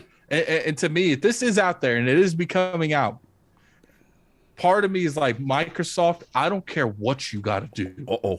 You got to make sure that's a timed exclusive or full-blown so, what about this? Cog, imagine if that pops up on the PlayStation showcase and they bought that they bought the exclusive rights to Ryse too. Yo, that would be crazy. The perception and how bad. Yeah, and Sony known for that because they did that with the Star Wars. They did that with Sony could do that. Sony could do that. So tell me how bad it's going to be if they come out this next show and they show Sunset Overdrive 2 and they show Ryse of the Rome. That'd be crazy. They coming for Xbox with a heart right there. It's possible. It's possible. Let's get King on. Let's add it. Get out finish. It was good. It's just when it comes down to it, man. Even if it's a multiplayer, hell, even if it's a PlayStation exclusive, I'll be happy to see a Ryse 2. I'm playing it regardless where it's at. Yeah. I would prefer it to be on Xbox, but regardless where it's at, I'm still playing. Yeah, Crytek does, I believe, own the IP, so that they have control of it. King, we was there. Midnight launches, Xbox One. There was a certain Centurions! Fire the archers! That was I think they looked at that game and was like, God of War can be in this vein or whatever. Because they wanted to probably make their own Ryse type game. I don't care, to be honest with you. I've been hearing about this for years. I've been hearing about this since like 2 years after Ryse came out. And Microsoft needs to do this, Microsoft needs to do that. Something's up with that company. I don't even know how they stay in business. There was a scandal. There was a scandal about people not getting paid.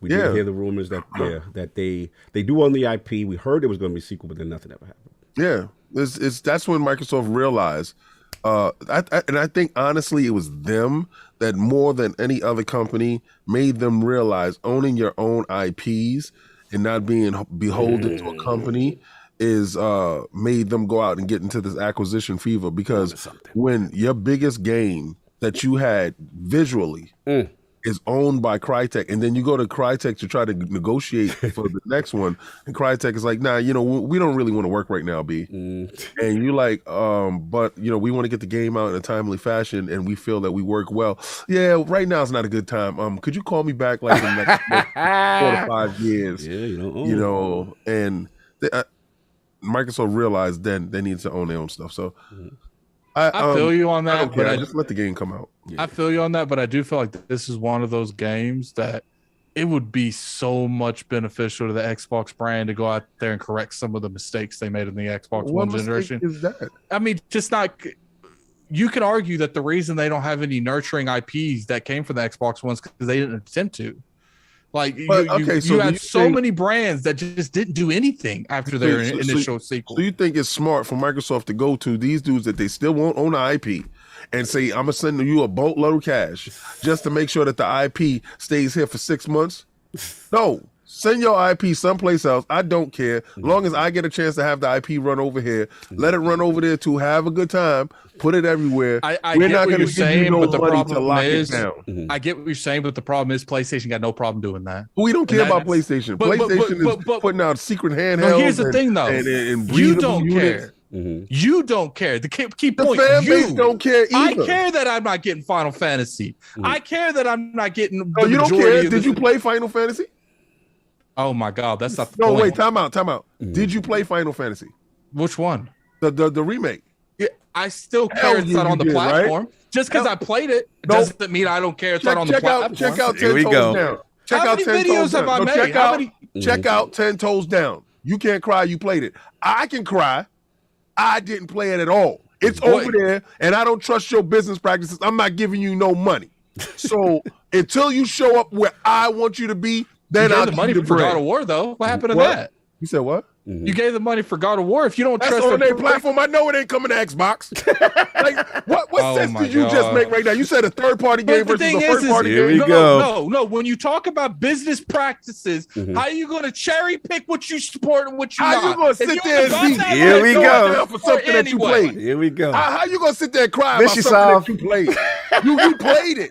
So it didn't matter to you. You didn't care about crossing the street at all. You was like, yo, I'm going to cross. Oh, my God. No, because I want to play the game I want to play, but I'm still calling you. I want to play it. You think I don't want to play it? Egg. Listen, you don't think I want to play it? Sony don't care if I buy it. You brought it. What's stopping you? What's stopping you? What's stopping me? Yeah, what's stopping you? Principles. Principles. Listen, principles that don't apply to anything you want to play. I don't even know what y'all arguing. I can't bring myself to go. Yeah, I just can't. Not yet. I don't know. But it was that hot fire game. If they made Tekken, the next Tekken right now, PlayStation exclusive. This dude is still talking about third-party games. I know for a fact you would break that to go play that over there. Okay, so basically, what are we arguing? We're arguing that I have no idea. I don't know what we are. So we arguing that Ryse.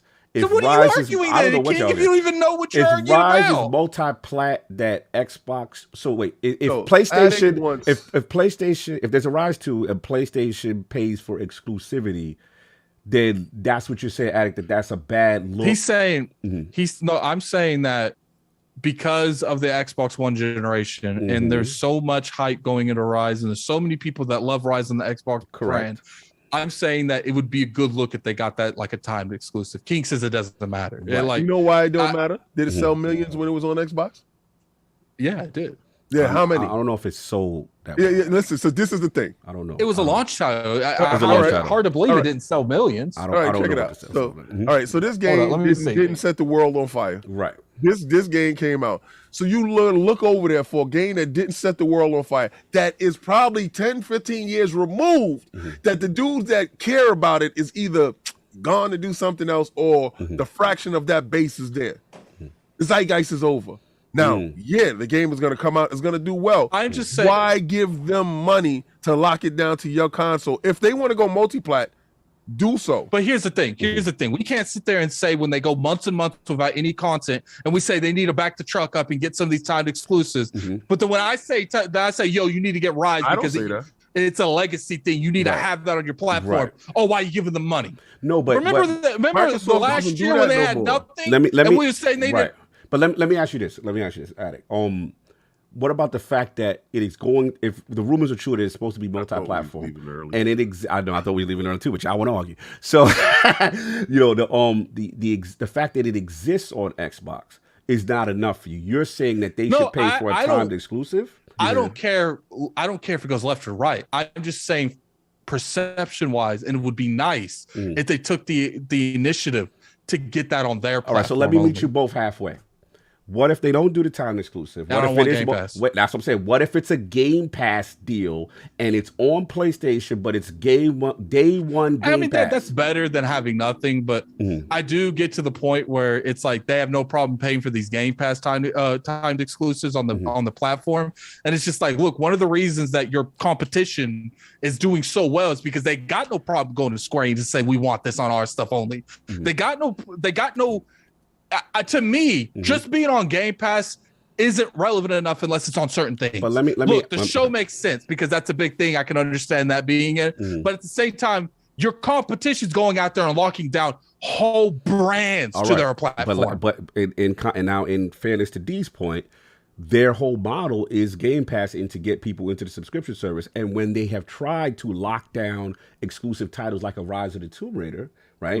People said, you shouldn't be doing that, and we're not supporting that until the timed exclusive is over. We're waiting for the PlayStation version. So when they have tried it, it hasn't necessarily worked to their advantage. I feel you, but I feel like one of the reasons that people don't accept when they do it is because they don't do it often anymore. Like the reason people have accepted PlayStation doing it at this point is because it's at this point just what they do. And they're the market leader. I feel you on that, but people don't like them buying Call of Duty and Activision. So, like, to me, just because Twitter in that small minority of people don't like it, don't mean you shouldn't do it. Yeah, I don't think the 10% or the 5% of the people that you think care about this game being locked down to the Xbox console matter. I'm being real with you. The casual don't really give a hell. If you game over here, you game over, you play it. If it's going in Game Pass, let it go in Game Pass. It's a game. All right. So it's not tied to the Xbox brand. When Xbox was trying to negotiate and trying to buy this game, they didn't want to sell. Right. So now you think you're going to go over there for a chick that don't want to mess with you. I feel you, but you think you're going to go back over there and tell her, nah, hold on. You think you're going to go back over there and tell her, yo, listen, so let's date exclusively for 6 months, and then you're going to go over. No, I'm not giving you no bread. You didn't want to mess with me back then when you mess with me. Here's what I'm looking on my at. platform. You did not go over there to the other platform. So it only made sense for you to mess with me again. And then you didn't. And it was all these excuses, and it's all this stuff. Hey, how about we buy your studio? Nah. How about we buy the IP? Nah. So now the game is going to come out, and it's going to be on multi-plat. That means you wanted to go multi-plat from the beginning. You regretted the fact that you dated me solo to begin with. Here's now the fact that you regretted that you dated me solo, you want to be for the streets. I'm not going over there trying to put a ring on your finger for 6 months. For the streets. Here's the thing. Good. You look at something like Ryse and Rome, looks like it's going to be multi-plat. Look at something like, Alan Wake 2. Original was an Xbox exclusive. Multi-plat. You look at something like Star Wars Knights of the Republic, going to be was an Xbox exclusive. Now it's a PlayStation exclusive. To me, it's not about whether or not one of these games. It's about games that was originated on the Xbox platform. Microsoft isn't trying to pursue, but PlayStation has no problem pursuing.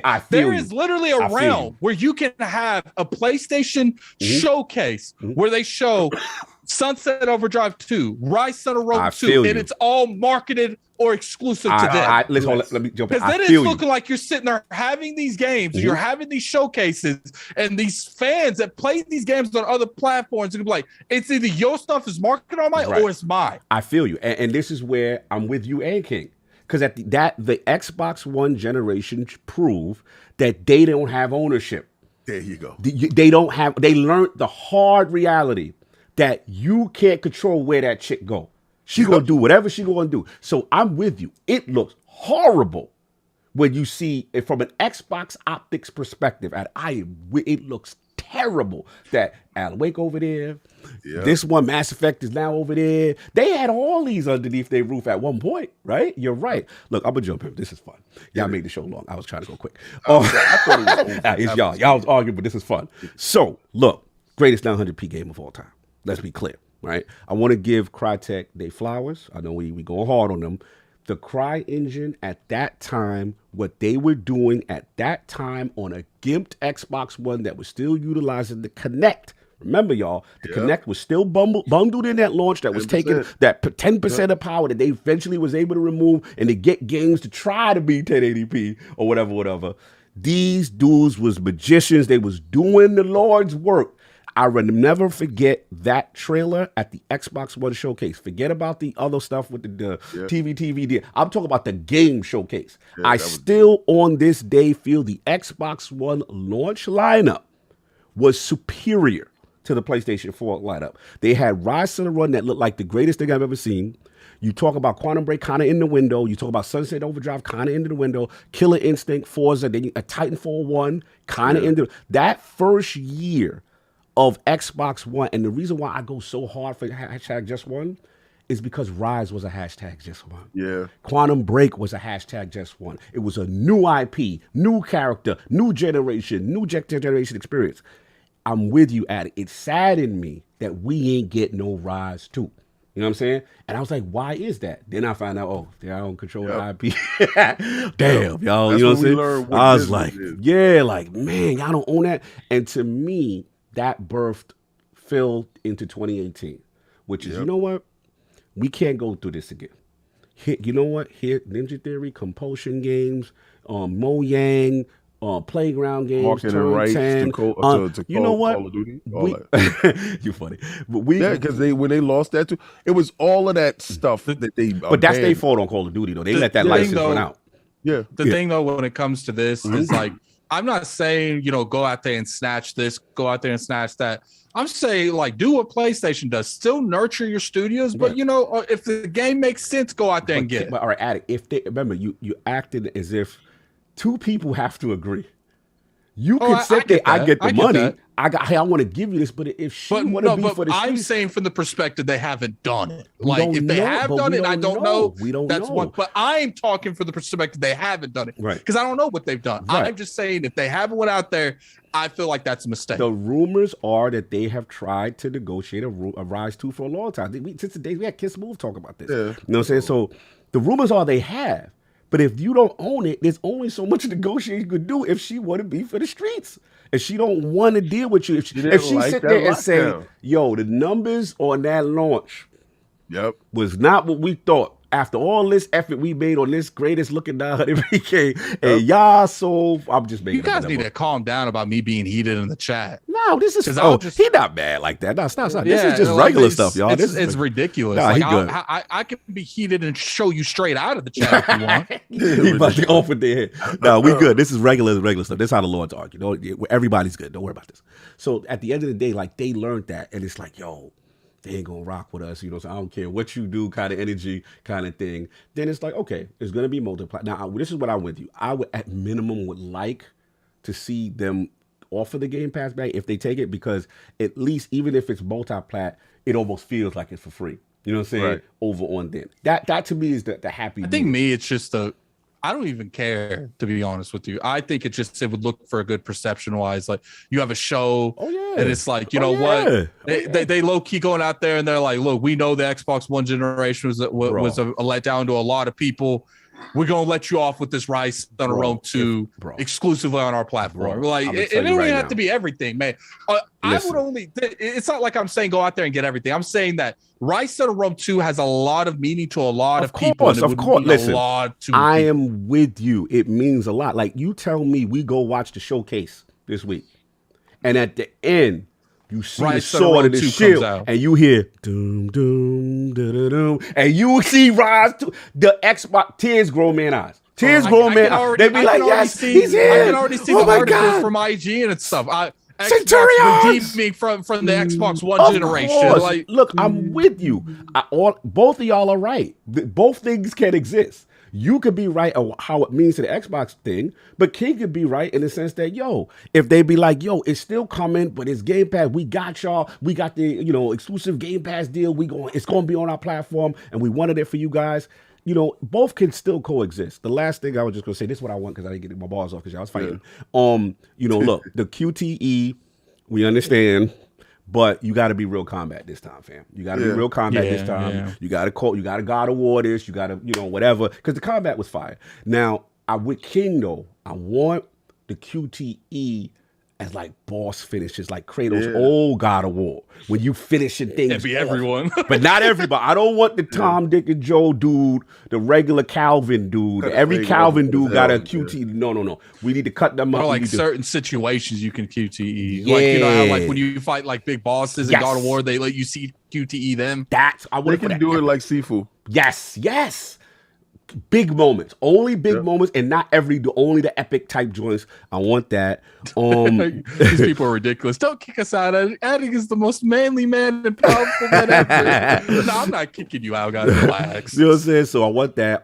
As far as the remember, forget this joint had co-op. The co-op, I want to see what it was very underrated. And the story was dope. We learned about the Damocles, the dark era, you know what I'm saying? The Republic vibe. So look, hopefully I think these rumors are true. I'm not even gonna hold you. I think this is really true. There's too much smoke for it to be fire. I'm pulling for it. And then the last thing, which is Solve's topic. Anybody saw the ID at Xbox showcase? Just real quick. No one saw it. Did you? Okay, so I saw it. For me, the last thing I had, I want to shout out Last Case of Benedict Fox. It looked really good again. Oh yeah, I saw that. I actually sent them an interview. Oh, that's what's up. Yeah, I sent them an email about an interview that I'm trying to do with the writers. Yeah, I never got back to them because it was at PAX when they got to me. Oh, yeah, I saw that PAX West. It looked phenomenal, so I saw that. And then y'all Vampire Survivors, King, new DLC. No, looking really good. Oh yeah, I can't wait. Look at it, I can't wait for that. That's gonna be dope. Yeah, new J like that. I mean, the rest of the other games really wasn't for me. The games that I was looking for was Planet Lana and Replaced. It wasn't there. But look, shout out to ID at Xbox. Seems that people still working. They're still working. They're still doing their thing, and they really have done their job on the indie scene. Yeah, when the PlayStation used y'all, threw y'all to the bushes. Microsoft, because remember that PlayStation 4 didn't have indie station. It was the indie station. Y'all, everything indie. We over here, we love you indies. Soon as they got that AAA banger, that one AAA banger, they changed your passcode. You couldn't get in the building. Oh my God, they still had the indies. They still got. I mean, Seafood there. They what it is? They pick the right indies to make exclusive. Yeah, now they choosy. They choosy with it. Now it's a line in the club when you get there. You like, oh, it's a bouncer. What the hell? This club is we always walk in this club. Now it's a bouncer in the front, checking wristbands. Wait a second, wristband. Like, yeah, you gotta wait a little. Oh my God! Is those sneakers you got on? Oh, okay. You are ridiculous. Anyway, the dress code now for the club. So that's all I got on this Easter Sunday. I think you want me to get to the poll, or what you want me to do? Or you want me to do some chat? Okay, so shout out to everybody in the community. So with the news and rumors, all these new handhelds emerging, which of these has you the most excited?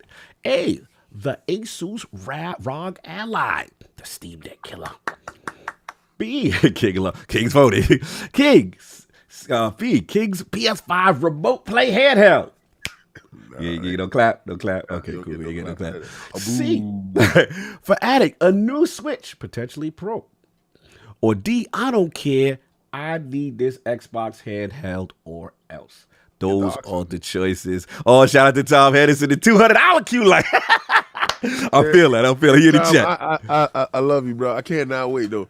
Slide that to me. Slide that to me. Those are the choices. And this time I will remember to put the poll up. So apologies. That was an L on cog last week. We had all these technical issues that I was trying to figure out. So we got it sorted out. But appreciate y'all in the realm. Addict, want to get this super chat. What's wrong with your face, bro? Why you got that face? Yeah, let me look at all these. I don't know if we had one. Okay, just double check, make sure. It turned out. Okay, yeah. So we have people complaining about me. Yes, let's go. Let's read those. All right, let me. All right, let me look at these. All right, so the last one we read. Okay, so we got a $2 super chat with $5 super chat from Black Ronin. What do you say? Okay, no, he got that one. $5 super chat from Max. If you flip the script, no, we got that one too. Okay. And then we got the $5 super chat from Black Ronin. Sony will be mad if it becomes the. Okay, hold on. I gotta be behind on this. Just pull them up. Because like the super chats, the thing is weird because like if you don't refresh, it doesn't show me the newer stuff. This is where we would definitely miss our soft. All right, there we go. All right, let's go. Because what he does is he copies them. He copies them down. Yeah. Oh man, a lot of people actually super chatted. Let's go. Addict is right. Let's get him. Flip the script. Okay, yeah, $10 super chat from Max. Sony trying to regulators with not being able to survive if the deal goes through, which we would know true. Okay, I read that. Hargy Shani, I read that. $2 super $10 super chat from It's a Beautiful Thing listening to. No, I read that, and then $2 super chat from Spartan Ghost. Halo been mad, none but L's. Goodbye to that dude. Okay. And then we got a $5 super chat from Rezio. Hold on, let's be honest. Xbox turned down KOTOR remake. We can't blame people without evidence. That's it's not right. blaming people without evidence. I'm just going off the information I have, which is none. Regardless how you guys feel about that, that's fine. It's just I'm telling you off the information that I have. I think it would be a very big disappointment if they didn't reach out to them. Okay. Okay, so that's all. Did we get any merchandise? No, I didn't see any joint. Do me a favor, put the one of the shirts in. Plug that in right quick. You know how you did with the little alert joint, so they could see the joint, so they could plug it at the bottom of the episode. Remember you did that last time? My computer always be like, oh, don't worry about it. If you can't, you can't. Don't worry about it. But look, wrapping this up, man. Again, appreciate y'all on the Easter Sunday. A little shorter show than normal, I know.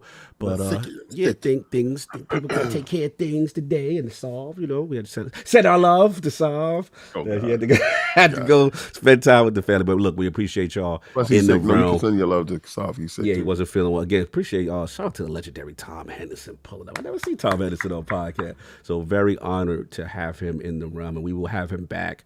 We're talking about when he do the unboxing for me. The unboxing for you when the Q Light release on the price. Thanks, Tom. No doubt, so we do, and then we'll give him the royal treatment. Also, we'll get that going. So, Lord Attic, where can the fine people find you? What you got going on, sir? You can find me on Twitter at Lord Addict IOP.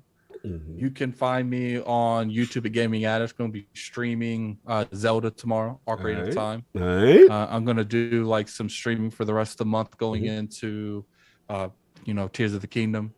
I'm really hoping that game is going to blow my socks off. Currently I have socks on, so I hope it blows them off. Oh, that's extra. I don't want just socks blowing. I do.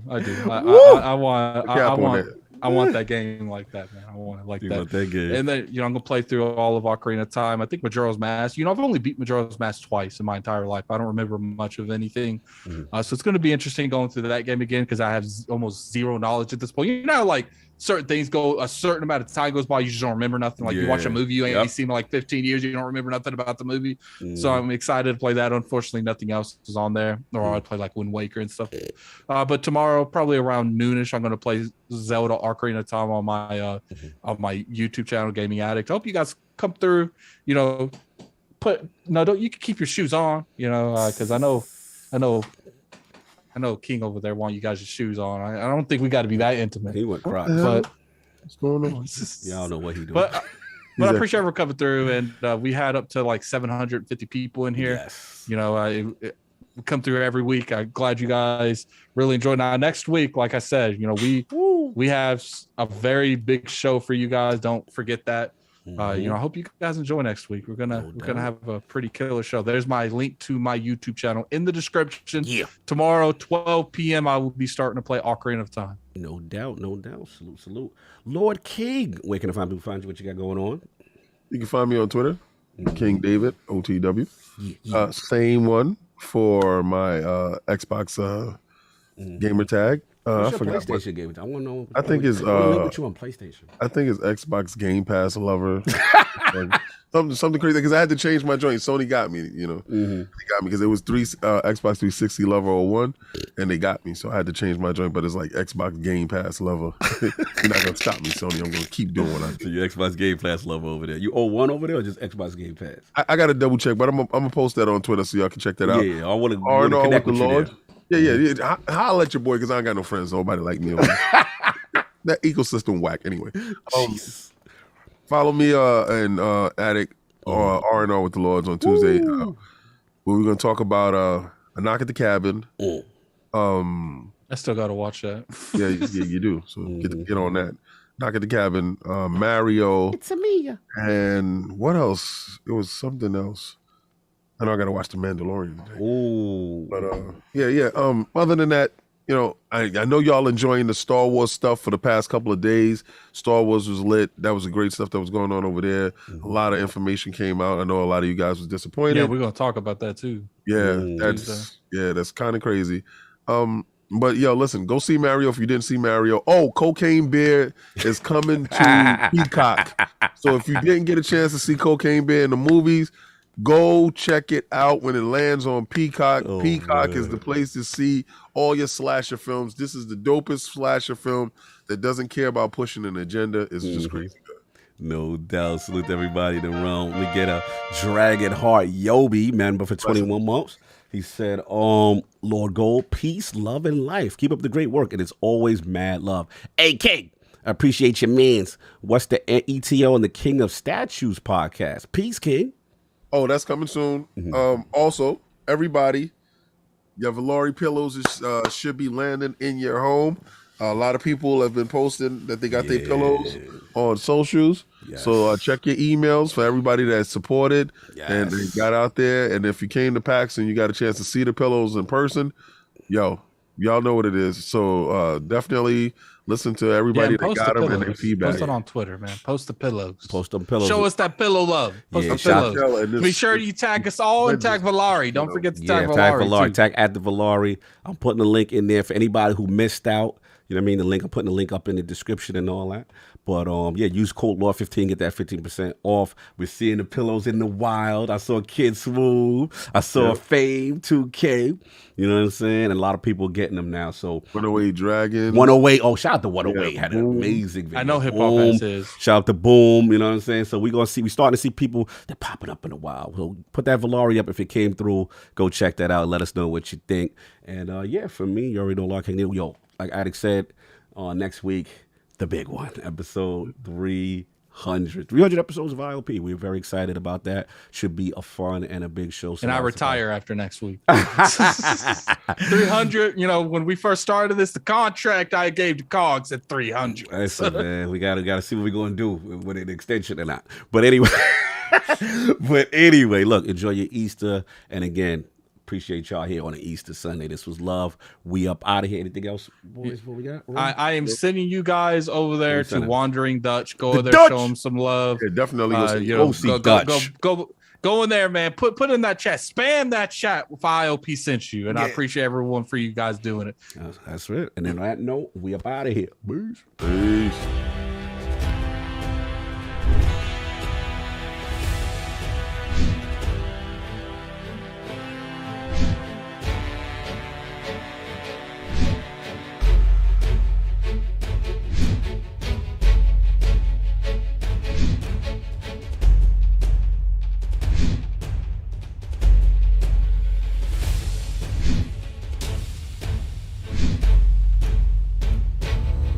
Mm-hmm.